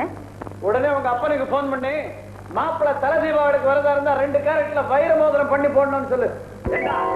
ரொம்ப நாளா ஒரு ஸ்கூட்டர் வாங்கணும்னு சொல்லிக்கிட்டு இருந்தியே. ஸ்கூட்டர்லாம் இப்ப வேண்டாம், கார் தான். கார் வாங்கி கொடுக்கலன்னா நான் தலை தீபாவளிக்கு வரமாட்டேன். வரலன்னா போங்களேன். என்னென்ன கொடுக்கணுமோ அதையெல்லாம் எங்க அப்பன் கல்யாணத்துக்கு முன்னாடியே கொடுத்தாச்சு. வேணும்னா உங்க அப்பன் கிட்ட கேட்டு வாங்கிக்கங்க. மரியாதை கிட்ட பேசாத பிச்சைக்கார நாயே. போத நிறுத்துங்க. ஊரா காசுக்கு லோலோன்னு அலைய பிச்சைக்கார குடும்பம் எதுன்னு ஊர்ல 4 பேரை கேட்டா நல்லா தெரியும். பாத்தியாடா பாத்தியாடா? பாத்தம்மா பாத்தம்மா. சரித்திரம் பிடிச்ச மூதேவி சுத்தி வளைச்சு நம்ம குடும்பத்தையே பிச்சைக்கார குடும்பங்கிறா. எங்க சுத்தி வளைச்சு சொல்றாவ? அதான் சுத்தமா நேரவே சொல்றாளே. சும்மா நிறுத்துங்க. நான் கட்டி பழசா போன என் புடவை வேலைக்காரி கொடுத்ததுக்கு உங்க அம்மா தாவோ தாவோ தாவி அந்த புடவை திரும்பி வாங்கி பாத்திரக்காரங்கிட்ட போட்டு 2 ஸ்பூன் வாங்கினாங்களே, அது பிச்சைக்காரத்தனம் இல்லையா? உன் புடவை பிச்சைக்கார புடவை, அதை போட்டதுனால 2 ஸ்பூன் கொடுத்தான். எங்க அம்மா புடவை போட்டிருந்தா 2 டபரா கொடுத்திருப்பான். டபரா? நானும் பணக்கார குடும்பத்துல பிறந்தவதான். ஒரு நாள் நான் சாப்பிடுறத இந்த கொள்ளிவாப்பு சாப்பிட்டு பார்த்துட்டு அம்மா கிட்ட போய் அண்ணே 6 இட்லி திங்குறா, காப்படி நெய் ஊத்திக்கிறான்னு சொன்னா. உடனே உங்க அம்மா நெய் எடுத்து அலமாரில கூட்டிட்டாங்க. பாருடா, அவாண்டமா என் மேல பழி சொல்றா. நெய்யில எறும்பு விழுந்துருன்னு தான் அலமாரியில வச்சேன். அண்ணி, என்ன நீ கொள்ளியா பிசாசுன்னு சொன்னல, நான் உன்னை சும்மா விட மாட்டேன். நீ தான் புளிய மர பேயி, பிசாசு, காட்டேரி, வாய மூட்டி தின்னு கட்ட மூதேவி, கோல் சொல்லி குரங்கு சண்முகம். என்னடா அவ பாட்டுக்கு பேசிட்டு இருக்கா, மரம் மாதிரி நின்னுட்டு இருக்க. நீ கவனிக்கிறியா, நான் கவனிக்கட்டுமா? சரிதா, நிறுத்து மாமனாரே. அவ கவனிக்கிறா. பூச்சாண்டிலாம் உங்ககிட்ட கடை வாங்குறவங்க கிட்ட வச்சுக்கோங்க. நாயே போ வெளியில. இனிமே ஒரு நிமிஷம் நீ இந்த வீட்டுல இருக்க கூடாது. அந்த முடிவுக்கு நான் எப்போ வந்துட்டேன். என்னைக்கு நீங்க முதலிரவு அன்னைக்கு நல்லா குடிச்சிட்டு வந்து இது எனக்கு 1001வது இரவுன்னு சொன்னீங்களோ அன்னைக்கே நான் போயிருக்கணும். போகாதது என் தப்புதான்.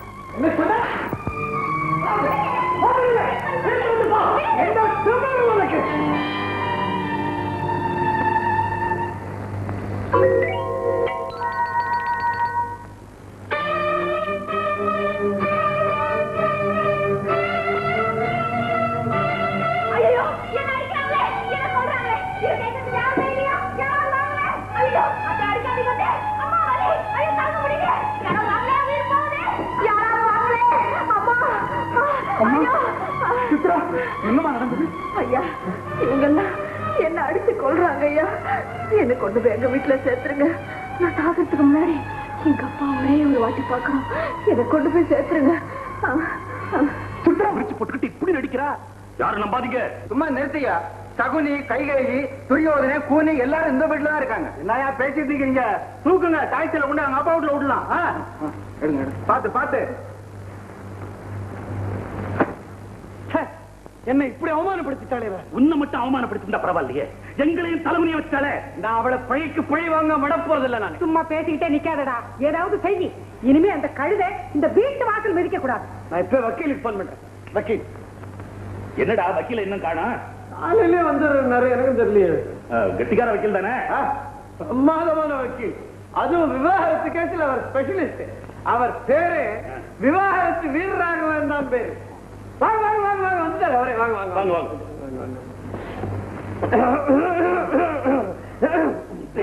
ஒண்ணு இல்ல, தப்பா நினைக்காதீங்க. அவருக்கு சாலேஸ்வரம் வேற ஒண்ணு இல்ல. பாத்தீங்களா, எப்பவுமே இந்த மாதிரி கருப்பு போட்டே போட்டுக்கிட்டே அலைவாரு. என்ன வக்கீல் தெரியணும்னு அதுக்காக தான். Coming to the point. விவாகரத்து செஞ்சுக்கிறதா முடிவு பண்ணிவிட்டல? ஆமாமா, அதுல என்ன சந்தேகம்? அதுக்கு இல்ல, இப்படிதான் கூப்பிட்டு அனுப்புவா. கேஸ ஃபைல் பண்றதுக்குள்ள 2 பேரும் சமாதானம் ஆயிடுவா. நாங்க நிச்சயமா சமாதானமா போக மாட்டோம். இந்த விவாகரத்து நடந்தே தீரணும். இப்படி தீர்மானமா முடிவு பண்ண அப்புறம் கேஸ சுலபமா ஜெயிச்சுடலாம். செத்த இப்படி வரல. ஆமா, இந்த வயசுல விவாகரத்து செஞ்சுக்க முடியா என்ன? அப்படி உங்களுக்குள்ள ஒரு தகராறு? வக்கீல் சார், நான் ஒண்ணு சொல்லட்டுமா? Coming to your point. விவாகரத்து எங்க அப்பாவுக்கும் அம்மாவுக்கும் இல்ல. இல்லையா? அப்ப என் கேஸ் இருக்கு. எனக்கு என் பொண்டாட்டிக்கு தான் விவாகரத்து. அப்படியே அது இல்லாம போனாலும் உங்களுக்கு கேஸ் இருக்குது. எப்படி? உங்க பொண்டாட்டிக்கு உங்களுக்கு விவாகரத்து நான் பண்ணி வைக்கிறேன். என் கேஸ பத்தி விசாரிப்பீங்களா? அதை விட்டுட்டு இப்படி எல்லாம் கோவிச்சுக்கப்படாது. Where is your missus? எங்க உங்க தர்மபத்தினி? கொண்டு வாங்கோ, பிரிச்சுடுறேன். Coming to the point. ஆமா, உங்களுக்குள்ள என்ன தகராறு? கச்சாமச்சான் பேசிட்டேன் சார். ரொம்ப திமிரு பிடிச்சு பேசி நான் போடிட்டோம். ஐயோ, பாயிண்ட் ரொம்ப பலகீனமா இருக்கே. புஷ்டியா ஏதாவது கொடுங்க, அப்பதான் ஆர்கியூ பண்ண முடியும். நம்ம வேற வக்கீல் பார்க்கலாமா? என்ன டானிக்கு போட்டா கேஸ் கொடுப்பா? எங்களை பிச்சைக்கார குடும்பம்னு சொன்னா, என் குழந்தைய தின்னு கட்ட மூதேவின்னு சொன்னா, இதை விட புஷ்டியான பாயிண்ட் வேற என்ன சார் வேணும்? புஷ்டி 10. இதெல்லாம் கோர்ட் வரைக்கும் எடுபடாதுமா. ஓந்த ஒரு கடலை உருண்டை கூட. சார், உங்களுக்கு கொடுக்க வேண்டிய ஃபீஸ் சரியா போச்சு. புடி புடி புடி புடி. Coming to the point. நீங்க ஒரு துணிச்சலான காரியம் செய்யணும். என்ன? விவாகம் பண்றதுக்கு 1000 பொய் சொல்லணும். விவாகரத்து பண்றதுக்கு 1 பொய் சொன்னா போதும். என்ன சொல்லணும்? நீங்க உங்க பத்தினிய, அதாகப்பட்டது உங்க தர்ம பத்தினிய நடத்த கெட்டவா சொல்லிடணும். என்ன சொன்னீங்க? பாத்தீங்களா கோவிச்சுக்கிறேல. விவாகரத்து பண்றதாதான் முடிவு பண்ணிட்டேல, அப்புறம் தர்ம பத்தினி மேல பழி போறதுக்கு ஏன் அஞ்சரே? ஆமாண்டா தம்பி, நீ லேசா ஒரு தட்டு தட்டினதுக்கு கொலையே நடந்துட்ட மாதிரி நாடகம் ஆடி ஊரையே கூட்டிட்டாளே. அவன் மேல பழி போடுறதுக்கு நாம ஏன் பயப்படணும்? 4 பேருக்கு முன்னால நம்மள தலகுனிய வச்சாள்ல, அவளை தெருவுல நடக்க விடாம பண்றதுக்கு இதுதான் நல்ல வழி. சரி, அப்படியே என் பொண்டாட்டி நடத்த கெட்டவன்னே சொன்னாலும் யாரோட கெட்டா என்ன சாட்சின்னு கேள்வி வருமே, என்ன பதில் சொல்றது? சொல்றதுன்னு முடிவு பண்ண அப்புறம் ஆளா கிடைக்காது. ஏன் என்னையே சொல்லுங்களேன்.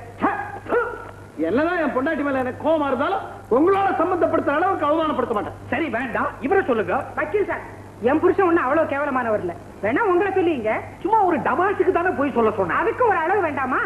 அதான் பொய் சாட்சி சொல்றதுக்குன்னு ஆளுங்க நிறைய பேர் இருக்காங்களே. ஒருத்தர் வாடகை கூட்டு வந்தா போச்சு. வாடகை செலவாகவே வீட்டுக்குள்ளேயே சீப்பா தட்டிக்கலாம்னு பார்த்தேன். வக்கீல் இல்ல அவரு, வேற ஏதோ புரோக்கர் இவரு. அதுலம்மா சில பல சிக்கல்கள் இருக்கு. வீட்டுக்கு சம்பந்தம் இல்லாதவ மேல பழி போட்டாக்க நிரூபிக்கிறது ரொம்ப கஷ்டம். ஒண்ணு செய்யலாமே, நாட்டுல வேலைக்காரன் இருக்கானோ. அடடா, இப்படி ஒரு சிக்கல் வரும்னு தெரிஞ்சிருந்தா வீட்டுல வேலைக்காரிக்கு பதிலா ஒரு வேலைக்காரனை வச்சிருந்திருப்பனே. ஏமா, நம்ம வீட்டுக்கு காலையில 4 மணிக்கு ஒரு பால்காரன் வருவானே? ஆமா, அந்த நேரத்துல அண்ணி தான் போய் பால் வாங்குவாங்க. அவனுக்கே ஒரு 150 கொடுத்து செட்டப் பண்ணிடுவோமா? என் தங்கம். ஆஹா, இந்த வயசுலயே என்ன அறிவு! ஆமா, பால்காரன் நம்ம பக்கம் ஸ்ட்ராங்கா நிப்பானா? நீங்க கவலையே படாதீங்க. 150ன்னா அவ 1000 கட்டாலும் கொடுத்துடலாம். அப்ப நம்ம கேஸ் ஜெயிச்சாச்சிலே வச்சுப்போ. அப்படியே சண்முகம், இந்த வக்காலத்துல ஒரு கையெழுத்த போடு. அண்ணே, நீங்க எல்லாம் நிஜமாவே மனுஷ பிரிவுகள் தானா? உங்க உடம்புல ஓடுறது ரத்தமா இந்த விஷயமா? சும்மா நிறுத்துக்கப்பா. சின்னவங்க தவறு செஞ்சா பெரியவங்க திருத்தணும். அட, அண்ணனுக்கு தான் மூளை கட்டி போச்சு. அவரை திருத்தி வேண்டி நீங்களே இப்படி நீசத்தனமா நடந்துகிட்டா இந்த வீடு உருப்படுமா? நீ இப்படி பேசுற? நான் தான் பேசுறேன். ஏமா, நீ ஒரு பொம்பளை தானே? உன் மேல யாராவது இப்படி ஒரு பழி சுமத்தினா உன்னால அதை தாங்கிக்க முடியுமா? நான் உன்னை பெத்தவடா. அன்னைய தெய்வமா வழிபடுற தமிழ்நாட்டுல பிறந்தவன் தான் நான். தாயை பழித்தவனை தாய் தடுத்தாலும் முடியும்னு படிச்சிருக்கிறேன். ஆனா இப்ப தாய்க்கு சமமான அண்ணிய என்ன பெற்றெடுத்த தாயை பழிச்சா விட மாட்டேன். கிடைக்கிற வச்சு வக்கீல ஏற்கனவே அவர் உணர்ற இவன் வேற பயமுறுத்தான். அண்ணே, கூண்டுல இருந்து சிங்க வெளியே வந்துடுச்சு. அதை மறுபடியும் உன்னால உள்ள அனுப்ப முடியாது. வக்கீல், நீங்க ஒண்ணும் பயப்படாதீங்க. இவன் ஏதோ சினிமா பார்த்து டைலாக் பேசுற அம்மாடைய. அப்பா, அண்ணனுக்கு என்ன ஆச்சு? ஏன் இப்படி வளருது? மூதேவி, முளைச்சு 3 இலை விடல, அதுக்குள்ள உனக்கு இவ்வளவு தரித்திர புத்தியா? நீ இன்னொருத்தர் வீட்டு போய் வாழ வேண்டாம். பால்காரோட அண்ணி சேர்த்து பேசுறியே.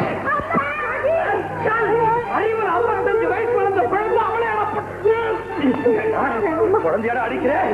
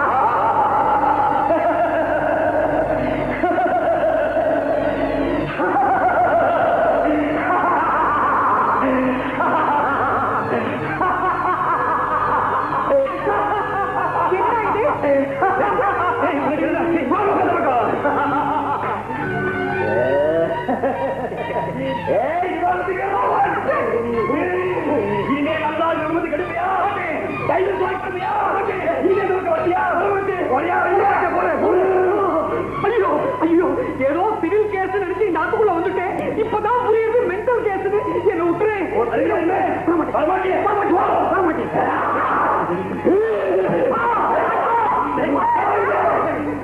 கண்ணா என்னுடைய பாதரட்சை இன்னைக்கு எல்லாரும் என்ன செய்ய போற பாருங்க. குட்டி பிசாசு புரட்டர்களே, மானம் ஒன்றே நல்வாழ்வன கொண்டு வாழ்ந்த மரவேந்தர் பரம்பரையிலே மாசாக வந்தவர்களே, மயிலுக்கும் மந்திக்கும் வித்தியாசம் தெரியாத மதிவாளர்களே, குடிநிலைமை கோழி கட்டியக்கூடிய கூடல்களே, என் அண்ணி அன்பின் பிறப்பிடம் அறநெறியின் இருப்பிடம் கண்ணை வடிவம் கற்பின் திருவுருவம் வாடிக்கம் வாத்துக்குரியா சங்கம் அவர்களை அவதூறு உங்கள் அங்கங்களை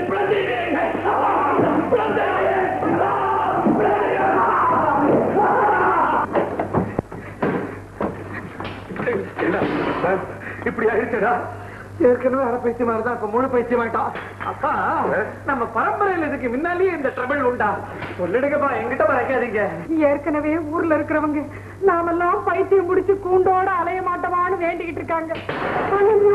இந்த விஷயம் வெளியே தெரிஞ்சா மாவட்டங்க தலைவியாச்சே எப்படி தலைய காட்டுவேன்? நான் கிளப்புக்கு போக முடியுமா? ஆபீஸுக்கு போக முடியுமா? 4 பேருக்கு முன்னால தலை நிமிர்ந்து நடக்க முடியுமா? இந்த அசோக் பைத்தியம் மட்டும் வெளியில தெரிஞ்சது அவ்வளவுதான். பைத்தியத்தோட தங்கச்சின்னு நம்ம ராஜுக்கு ஜன்மத்துக்கும் கல்யாணம் நடக்காது.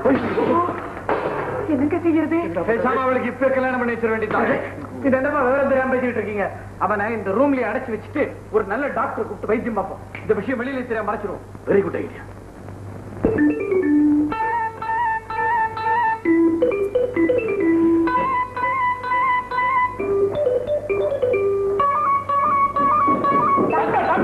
நாங்க இங்க இருக்கோம். இது யாராவது பையன் ஒருத்தருக்கு தான். அது யாரு? முதல்ல நீங்க இங்க வாங்க.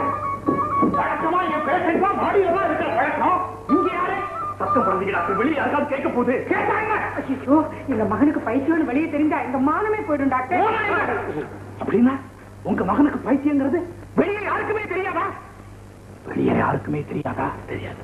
உங்களுக்கு தெரியும்ல, அதனால தானே போன் பண்ணோம். டாக்டர் எப்படி அவனை குணப்படுத்துறீங்க? எவ்வளவு பணம் பண்ணாலும் தரோம். விஷய ரகசியமா இருக்கட்டும். தப்பி தவறி கூட யாருக்கு தெரியக்கூடாது. Doctor please. Doctor doctor doctor அப்படி எல்லாம் செய்யக்கூடாது. அப்புறம் உங்க மேலே எனக்கு சந்தேகம் வரும். பேஷண்ட் எங்க? அங்க.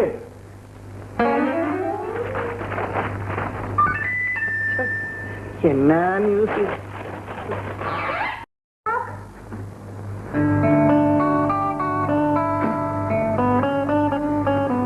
டிஃபன் சாப்பிடலாம்.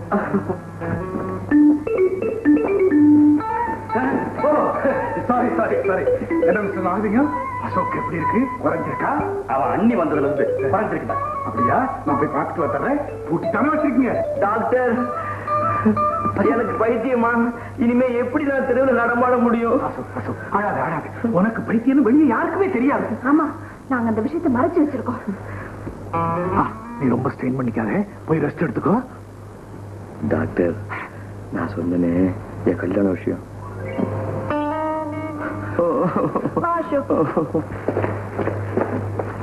மிஸ்டர் நாகலிங்கம், அசோக்குக்கு பைத்தியம் கொஞ்சம் கொஞ்சமா குறைஞ்சுக்கிட்டு வந்தாலும் நிரந்தரமா குணமாக்குற வரைக்கும் நம்ம ஜாக்கிரதையா இருக்கணும். கல்யாணம் பண்ணி வச்சா பைத்தியம் தெளிஞ்சிருன்னு சொல்லுவாங்கல்ல, இந்த சந்தர்ப்பத்தை பயன்படுத்திக்கிட்டு ஒரு கல்யாணத்தை பண்ணி வச்சுட்டோம்னா நிரந்தரமா குணமாயிடும். கரெக்ட், நல்ல யோசனை. வேதாள முருங்கை மரம் ஏறதுக்கு முன்னால கல்யாணத்தை முடிச்சு வச்சிடலாம். ஆனா இந்த பைத்தியக்காரனுக்கு எவன் பொண்ணு கொடுப்பான்? உங்களுக்கு பொண்ணு இருக்கா? இது பொண்ணு தேடணுமே. அந்த கவலையே உங்களுக்கு வேணாம். எனக்கு தெரிஞ்ச ஒரு ரிட்டையர்டு மிலிட்டரி மேன் இருக்கார், அவருக்கு ஒரு பொண்ணு இருக்கு. அதை நான் போய் எல்லாம் பேசி முடிச்சுக்கிட்டு உங்களுக்கு போன் பண்றேன். உங்களுக்கு தெரிஞ்ச பொண்ணா? அதுவும் இந்த மாதிரி தானா? உங்களுக்கு சந்தேகமே வேணாம், நான் கேரண்டி நல்ல பொண்ணு. நாளைக்கே நீங்க போய் எல்லாத்தையும் பேசி முடிச்சுங்க. பையனை பேச விடாதீங்க, நீங்க பேசுங்க. இவர் வாங்க வாங்க.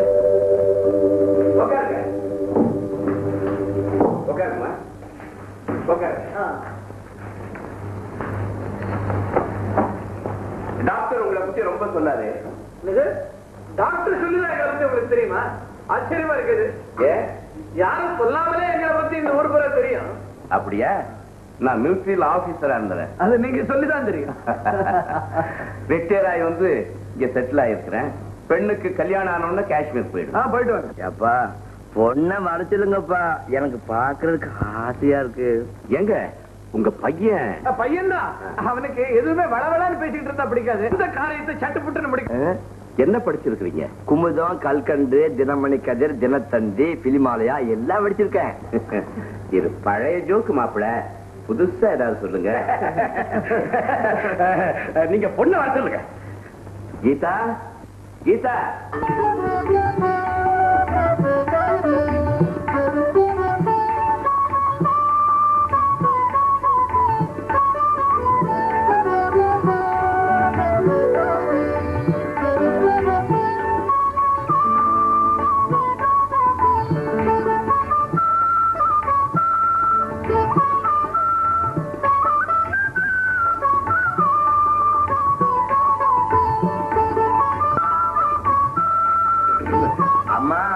பொண்ணு கொழுன்னு அழகா இருக்குமா மாப்பிள?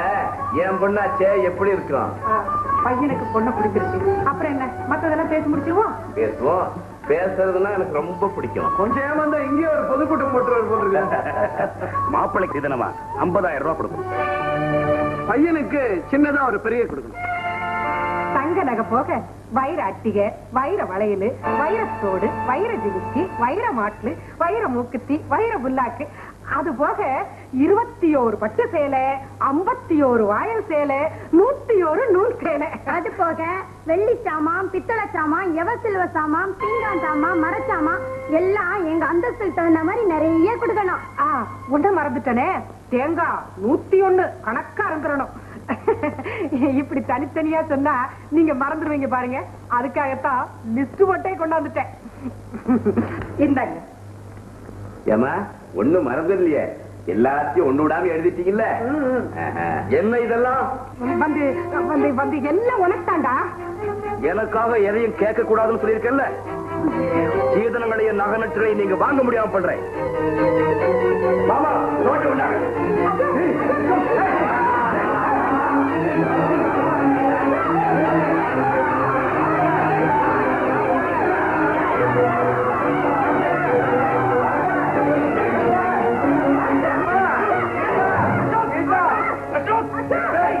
உண்மையை சொல்லுங்கடா. அவருக்கு என்ன பைத்தியமா? அதெல்லாம் ஒண்ணு இல்ல. எப்பாவது அப்படி லேசா வந்து அப்படி போய் இப்ப நல்லா ஆயிட்டாங்க. ஆமா நல்லா ஆயிட்டான். அதனாலதான் அப்படி பண்ணிட்டான். உங்க மேல மட்டும் தப்பு இல்லையா? நீங்க உங்க பொண்ண உங்களை மாதிரி தடியா பருமனா வளர்த்துருந்தா இவ்வளவு சுலபமா தூக்கி இருப்பானே. பைத்தியத்தை பொண்ணு பாக்கிறதுக்கு கூட்டிட்டு வந்ததும் இல்லாம ஒல்லியா இருக்கான்னு வருஷம் வேறையா படுற பொண்ணு அப்புறம் கவனிச்சுக்கிறேன். அம்மா கீதா, பாத்து எவ்வளவு பாத்து சத்தம் போடாதே.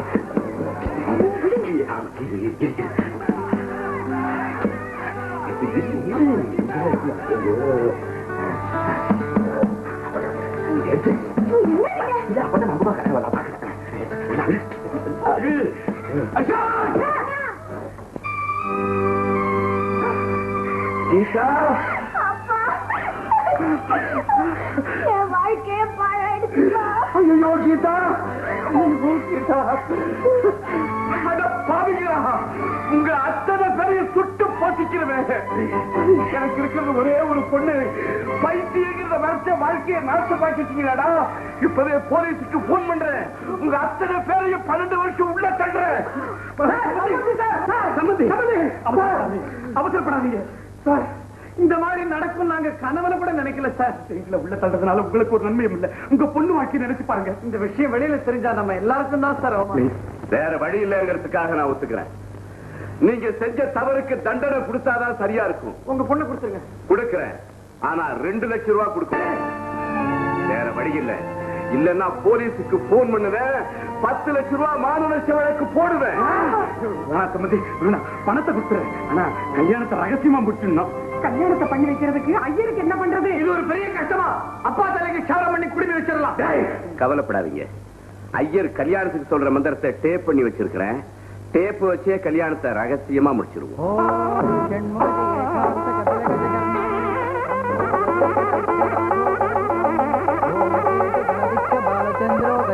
ஒரே மக கல்யாணத்தை சிறப்பா செய்யலான்னு இருந்தேன். இப்படி திருட்டுத்தனமா செய்ய முடியாயிருச்சு. மாப்பிள்ள தாலியை கட்டுங்க. இந்த கல்யாணத்துல மந்திரம் சொல்ற ஐயரே டேப் ரெக்கார்டர் தானே. அந்த டேப் ரெக்கார்டர்லயே தாலியே வைக்கிறேன். அதுல இருந்து எடுத்துக்க. ஐயரே தாலி எடுத்து கொடுத்தது.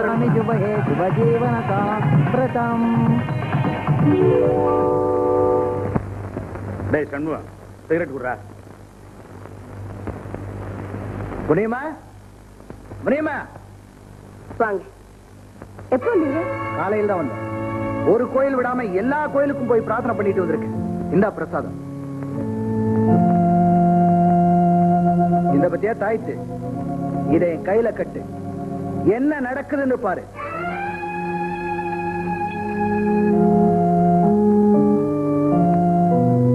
என்ன முனியம்மா? தாய்த்துமா, இவர்தான் என் புருஷன்.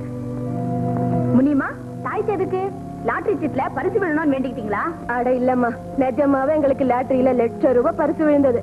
இவர் அந்த சீட்டை ஒரு மலை முழுங்கி மகாதேவன் கிட்ட கொடுத்து ஏமாந்துட்டாரு. அடப்பாவுமே, அது எப்படி ஏமாத்துனாங்க? அவங்க பொழப்பே அதாம்மா. நாங்க விசுவாசமா பெரிய மனுஷங்களா நினைச்சவங்களே எங்களை ஏமாத்திட்டாங்க. ஏன் முனியம்மா, ₹1,00,000 ஏமாந்துட்டு சும்மாவா விட்டீங்க? எங்களை ஏமாத்தினவங்க பெரிய அசகாய சூரனுங்க. அவங்க தான் ஏமாத்தினாங்க நிரூபிக்க சாட்சியம் இல்ல. அவங்கள நல்லவங்கன்னு நம்பினேன். அப்புறம் தானே தெரிஞ்சது அவங்க பெரிய அயோக்கியங்கன்னு. ஏழைங்க ஏமாந்தா ஆண்டவங்கிட்ட தானே முறையிட முடியும். அதனாலதான் பகவதி அம்மன் கோயிலுக்கு போய் எலுமிச்சம்பழம் வெட்டி போட்டேன். பத்திரகாளி அம்மன் கோயிலுக்கு போய் காசு வெட்டி போட்டேன். அது மட்டுமா, மாரியம்மன் கோயிலுக்கு போய் கோழி வெட்டி பொங்கல் வச்சுட்டு வந்திருக்கேன். கவலைப்படாத முனியம்மா, பகவதி அம்மை சக்தி வாய்ந்த தெய்வம். ஏமாத்துறவங்களை சும்மா விடாது. ஒரு வாட்டி இப்படிதான் எங்க வீட்டு வேலைக்காரன் ஒரு வெள்ளி செம்பு திருடிட்டான். நாங்க உடனே பகவதி அம்மனுக்கு வேண்டிக்கிட்டோம். மறுநாளே அவன் ரத்த வாந்தியா எடுத்து சொம்ப கொண்டு வந்து கொடுத்துட்டான். தெய்வம் சும்மா விடாதும்மா, அந்த நம்பிக்கையில தான் நாங்க இருக்கோம். ஆமா, உங்க மாதிரி ஏழைங்களை ஏமாத்தின அந்த ஈவு இறக்க இல்லாதவங்க யாரு? அதை கேட்காதீங்கம்மா. யாராவது இந்த ஊர்ல ரத்த வாந்தி எடுத்தாங்கன்னா அவங்கதான் எங்களை ஏமாத்தினாங்கன்னு நீங்களே. வர்றோம் புள்ள, வர்றோம்மா.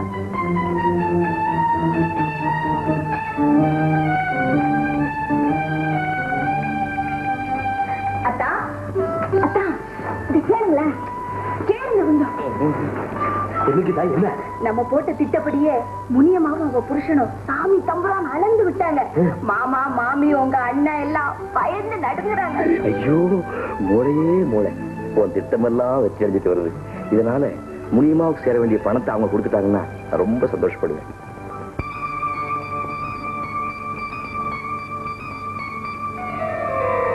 அதனாலதான் பகவதி அம்மன் கோயிலுக்கு போய் எலுமிச்சம்பழம் வெட்டி போட்டேன். பத்திரகாளி அம்மன் கோயிலுக்கு போய் காசு வெட்டி போட்டேன். அது மட்டுமா, மாரியம்மன் கோயிலுக்கு போய் கோழி வெட்டி பொங்கல் வச்சுட்டு வந்திருக்கேன்.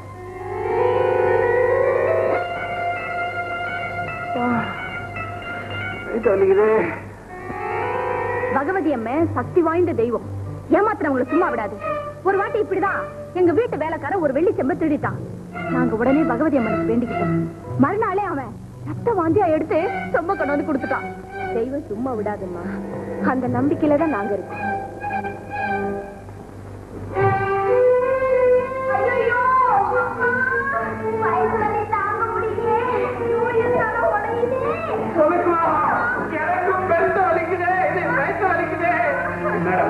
ஆச்சரியமா இருக்கு. ராத்திரி எல்லாம் எனக்கு கூட தூக்கம் வரல.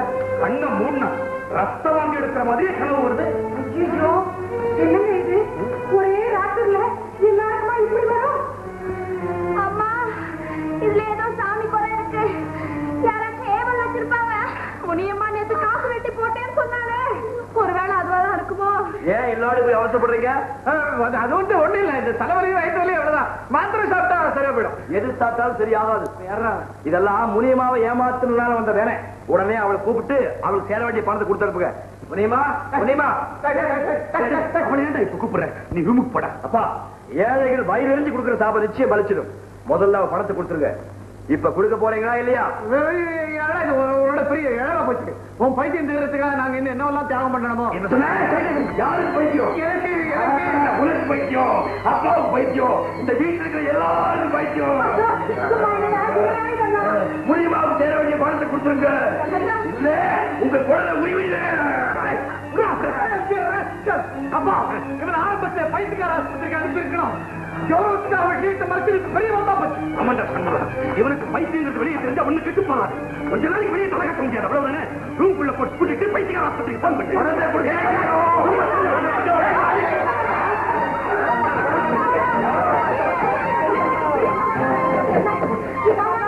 மாமா, என் கதி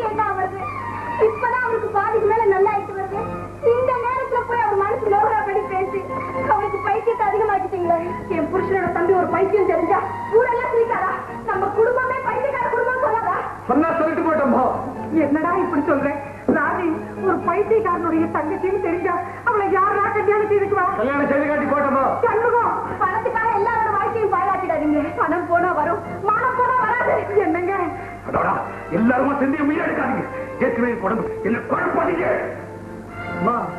நீ கூட இப்படி பேசுறது நான் நினைக்கவே இல்லை. எது எப்படி வேணும்னாலும் போகட்டும். ஆனா அந்த பைத்தியக்கார சொல்ற மாதிரி இனிமே இந்த வீட்டுல எதுவும் நடக்காது. நடக்க நானே அப்பாவை விட மாட்டேன்.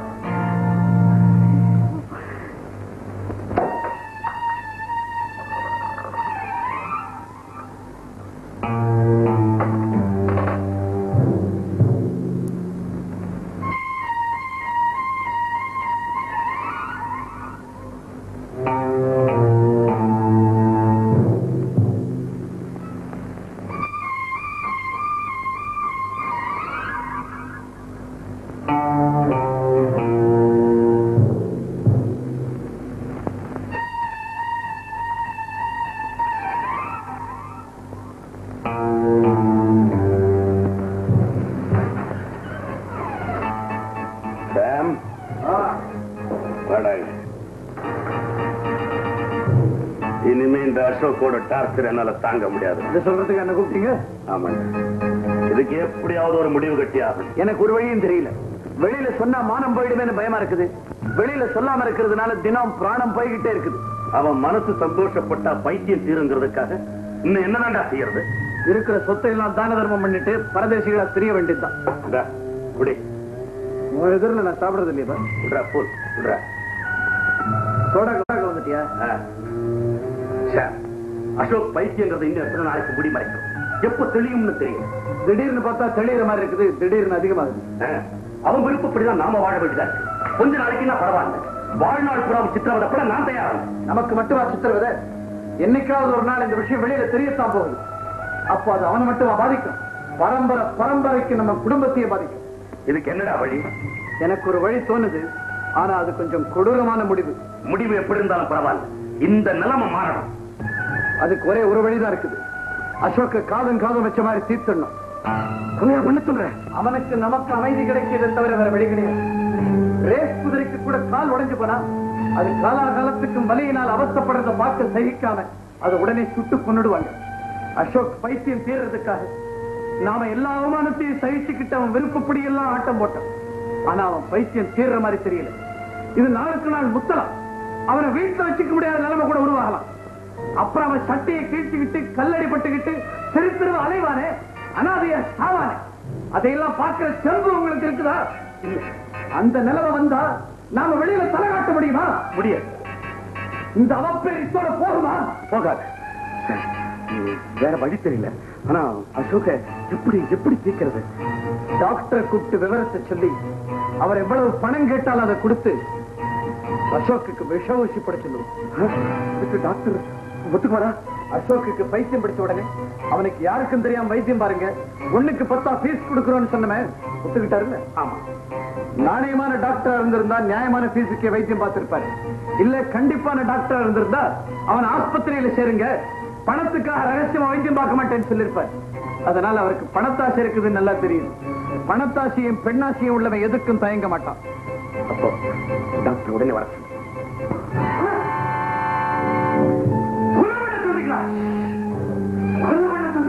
ஆமா, நல்லா யோசனை பண்ணிட்டு சொல்றோம். நாங்க சொன்ன காரணம் எல்லாம் சரியா தவறா நீங்களே சொல்லுங்க. காரணம் சரிதான். ஆமா, காரணம் சரின்னா காரியத்தை முடிச்சிட வேண்டியதானே. டாக்டர், அசோக் எனக்கு தம்பி. அப்பாவுக்கு என்ன போல அவனும் ஒரு பிள்ளை. அசிங்கப்பட்டு அகௌரவப்பட்டு மானம் கிட்டு அவன் வாழறத விட சாகிறதே மேல் அவன் மேல இருக்கிற பாசத்தினாலதான் நாங்க முடிவு பண்ணிட்டோம். டாக்டர், நீங்க மட்டும் இந்த உதவியை செஞ்சா எங்க பரம்பரையை காப்பாற்ற மாதிரி. இதனால அசோக்கு நிம்மதி, எங்களுக்கு நிம்மதி.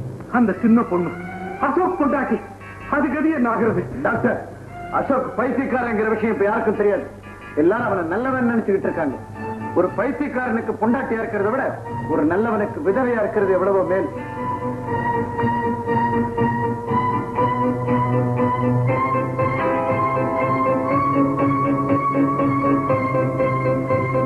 டாக்டர், இதுல 50,000 ரூபாய் இருக்கு. விஷ ஊசி போட்டு நீங்க அசோக்க கொலை செய்யறதுக்காகவும் அந்த கொலையை மறைக்கிறதுக்காகவும் இந்த பெருந்தொகையை உங்களுக்கு கொடுக்கிறோம். என்ன சொல்றீங்க?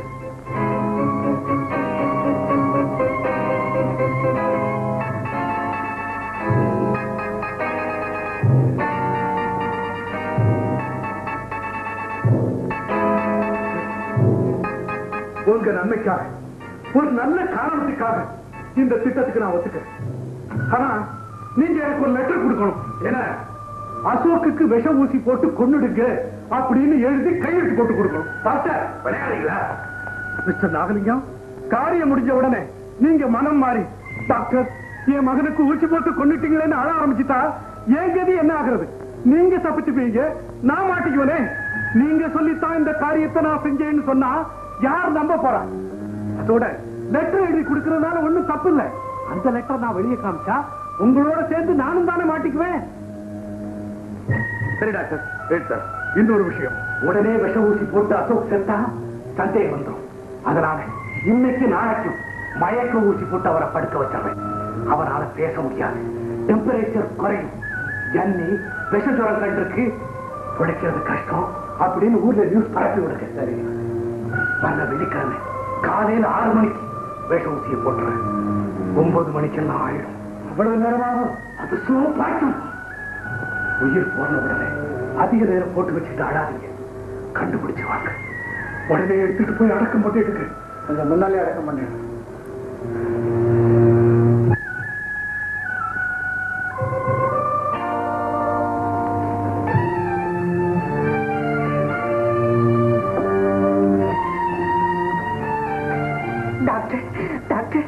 என் பையன் இப்ப ஒண்ணும் சொல்றதுக்கு இல்ல. இன்னும் 24 மணி நேரம் போகணும். ஜன்னி கண்டிருக்கிறதுனால மயக்க ஊசி போட்டிருக்கேன். யாரும் உள்ள போய் தொந்தரவு பண்ணாதீங்க. உங்க மருமகளை வெளியே வர சொல்லிடுங்க. நான் மறுபடியும் வரேன்.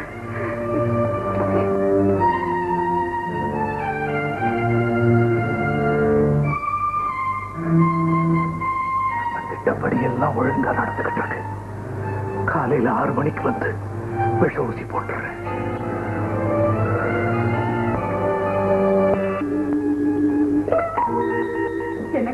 என்னங்க என் புள்ள கண்ணை திறக்காம படுத்திருக்கான். எனக்கு ரொம்ப பயமா இருக்குங்க. நீ சும்மா டாக்டர் கொண்டுருவார். டாக்டர்,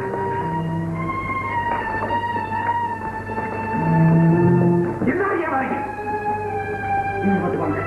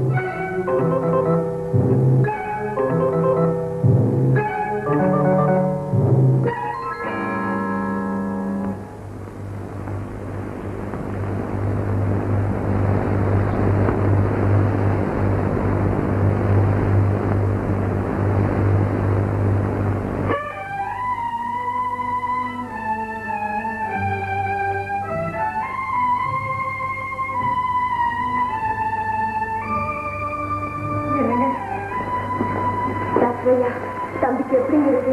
வேலை பார்த்துட்டு போடி. எல்லாம் நீ சாமி தம்பரான் பண்ணிட்டு வேணாம். நான் வேண்டிக்கிட்டது வாஸ்தவம் தான். ஆனா என்ன மோசம் செஞ்சவங்களை தெய்வம் தண்டிச்சிருந்தா நான் சந்தோஷப்பட்டிருக்கேன்.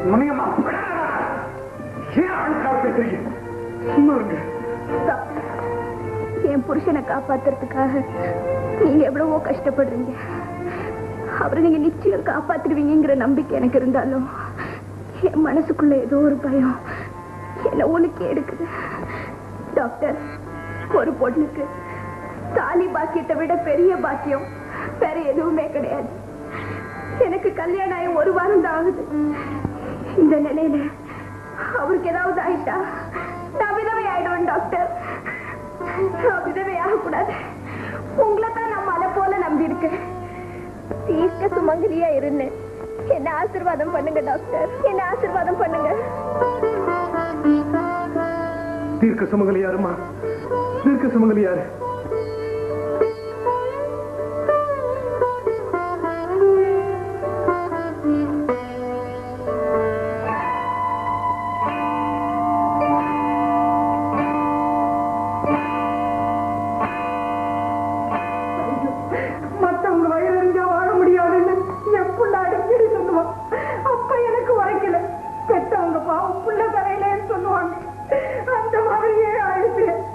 என்னங்க நம்ம அசோக்கு பெரிய ஆஸ்பத்திரி இல்லைன்னா ஒரு பெரிய டாக்டர்கிட்ட கொண்டு போய் வச்சு பார்க்கலாங்க.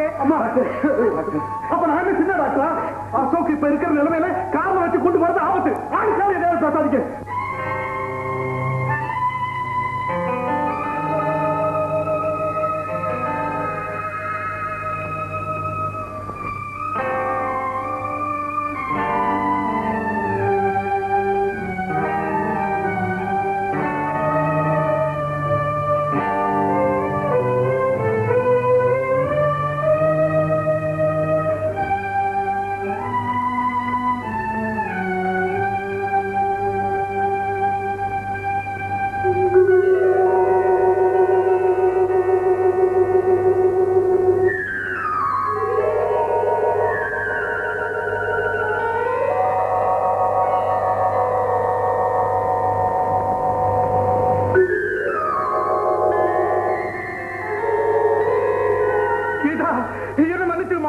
காலங்காலத்துக்கு மாற்ற முடியாத மாபெரும் தப்ப நான் பண்ணிட்டோமா? உங்களுக்கு என்ன இன்னும் என்ன ஆகணும்? என் 20 வருஷ சர்வீஸ் கேவலம் பணத்துக்காக இழந்துட்டதே. கடவுளே, என்ன இவ்வளவு பெரிய பாவம் செய்ய வச்சிட்டியே. என்ன டாக்டர் என்ன சொல்றீங்க? டாக்டர் டாக்டர் நானே டாக்டர் இல்ல, உயிர்களை காப்பாற்ற வேண்டியவதா? என்னால ஒரு உயிர் போக போகுது. நான் கொலைகாரன். இவங்க கொடுத்த 50,000 ரூபாய்க்கு ஆசைப்பட்டு அசோக்குக்கு விஷ ஊசி போட்டேன். பாவிகளா, கடவுளே, இது என்ன கொடுமை! அத்தானுக்கு விஷ ஊசி போட்டீங்களா? ஆமாமா, இவங்க தான் செய்ய சொன்னாங்க. நான் செய்யலாமா? செஞ்சுட்டேன். 50,000 ரூபாய் பணம் கொடுத்தாங்க. நான் வாங்கலாமா? வாங்கிட்டேன். விஷ ஊசி போட சொன்னாங்க. நான் போடலாமா? போட்டேன். என்னங்க டாக்டர் சொல்றது உண்மைதானா? பெத்த பிள்ளைய பணம் கொடுத்து நீங்களே கொலை செய்ய சொன்னீங்களா? நான் நம்ப மாட்டேன். என்னால நம்பவே முடியல. சத்தியமா இதோ லெட்டர் எழுதி கொடுத்துருக்காங்க பாருங்க. டாக்டர், உங்களை நான் தெய்வமா நினைச்சிருந்தேன் டாக்டர். இவங்க எல்லாம் மனுஷங்க இல்லைங்கிற விஷயம் தான் எப்போ தெரிஞ்சதாச்சு. அவருக்கு ஒரு விஷ ஊசிய போட்டு தீர்க்க சுமங்கலியா இருந்து என்ன வாழ்க்கை எப்படி டாக்டர் மனசு வந்தது? டாக்டர் டாக்டர், எனக்கு ஒரு விஷ ஊசி போடுங்க டாக்டர். போடுங்க போடுங்க டாக்டர். போட மாட்டீங்கல்ல? சும்மா போட மாட்டீங்கல்ல? மாமா, டாக்டர் சும்மா விஷ ஊசி போட மாட்டாரா? அவருக்கு ஒரு 50,000 கொடுங்க மாமா. எனக்கு ஒரு விஷ ஊசி போட சொல்லுங்க மாமா. 50,000 ரூபாய் கொடுங்க மாமா. தப்பு பண்ணிட்டோம்மா, நாங்கெல்லாம் தப்பு பண்ணிட்டோம்மா. எங்களை மன்னிச்சிடுமா, எங்களை மன்னிச்சிடு. அம்மா, எல்லாம் அப்புறம் பேசிக்கலாம். தம்பி உடனே பெரிய ஆஸ்பத்திரிக்கு தூக்கிட்டு போய் விஷமுறிவுக்கு ஏதாச்சும் மருந்து கொடுக்க சொல்லலாம். டாக்டர் டாக்டர், நீங்க போட்ட விஷ ஊசிக்கு முறிவு மருந்து இருக்கா? ஆமா டாக்டர், எப்படியாவது அசோக்க பழைக்க வச்சிருங்க. நீங்க சொன்ன நேரம் முடிய இன்னும் டைம் இருக்கு டாக்டர். Please doctor, please. இருக்கு, முறிவு மருந்து பெரிய ஆஸ்பத்திரியில இருக்கு. அதை எப்படி வாங்குறது? ஏன் விஷ ஊசி போட்டீங்கன்னு கேட்டா நம்ம எல்லாரும் தூக்கு வேலைக்கு போடுவேன். நான் போறேன் டாக்டர். இப்பதான் மனித தன்மைனால என்ன நான் புரிஞ்சுக்கிட்டேன். நான் செய்த பாவத்துக்கெல்லாம் என்ன தண்டனை கிடைச்சாலும் நான் அனுபவிக்கிறேன். வாங்க ஆஸ்பத்திரிக்கு போலாம். வாங்க டாக்டர். நிச்சயமா உங்களை காட்டி கொடுக்க மாட்டோம். எல்லா பழியும் எங்க பேர்லயே போட்டுக்கிறோம். வாங்க டாக்டர். இருங்க, என்கிட்ட கூட ஒரு விஷ முறிவு மருந்து இருக்கணுமே.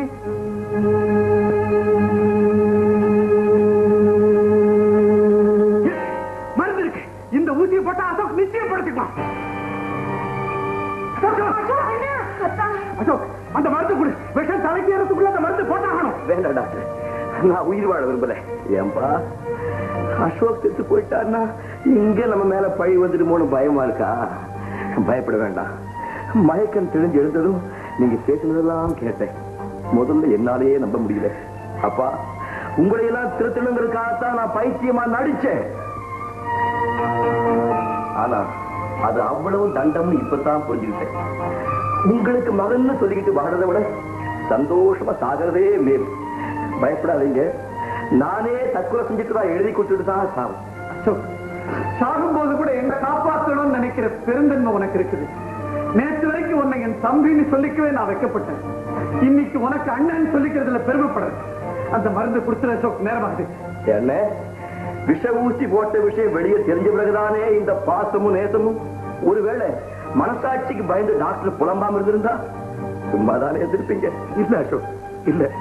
ஊசி போடும் போது கூட சும்மாதான் இருந்தோம். அதுக்கப்புறம் ஒவ்வொரு வினாடியும் சித்திரவதை அனுபவிச்சோம். எங்களை மன்னிச்சிருப்பா. பெத்த கடனுக்காக இவ்வளவு பெரிய தப்ப நான் மன்னிக்கலாம். ஆனா நம்ம குடும்பத்துக்காக உழைச்ச முனிமாவுக்கு நீங்க செஞ்ச கொடுமைகளை தெய்வம் மன்னிக்குமா? அவளுக்கு சேர வேண்டிய பணத்தை நாங்க திருப்பி கொடுத்துறோம்பா. நீ தயவு பண்ணி இந்த ஊர்ல அவளை மட்டுமா நீங்க ஏமாத்துறீங்க? எத்தனை பேர் வயிற்று அடிச்சீங்க? எத்தனை பேர் வீட்டை ஜப்தி பண்ணீங்க? அசோக், நாம் யார் யாரும் மோசம் பண்ணணும் அத்தனை பேருக்கு திருப்பி கொடுத்துறேன். நான் என்னடா கொடுத்துறது? நீயே கொடுத்துறா. எல்லா பொறுப்பையும் உங்ககிட்ட ஒப்படைச்சுறேன். ஆனா ஊசி மட்டும் போட்டுக்கிடா, மருந்து கொடுடா. இன்னமும் உனக்கு நம்பிக்கை வரல? இப்ப போலீஸ்க்கு போன் பண்ணி அவங்களை வரவழைக்கிறேன். நாங்க செஞ்ச தப்புக்கு தண்டனை அனுபவிச்சு போறோம். இல்லைங்க,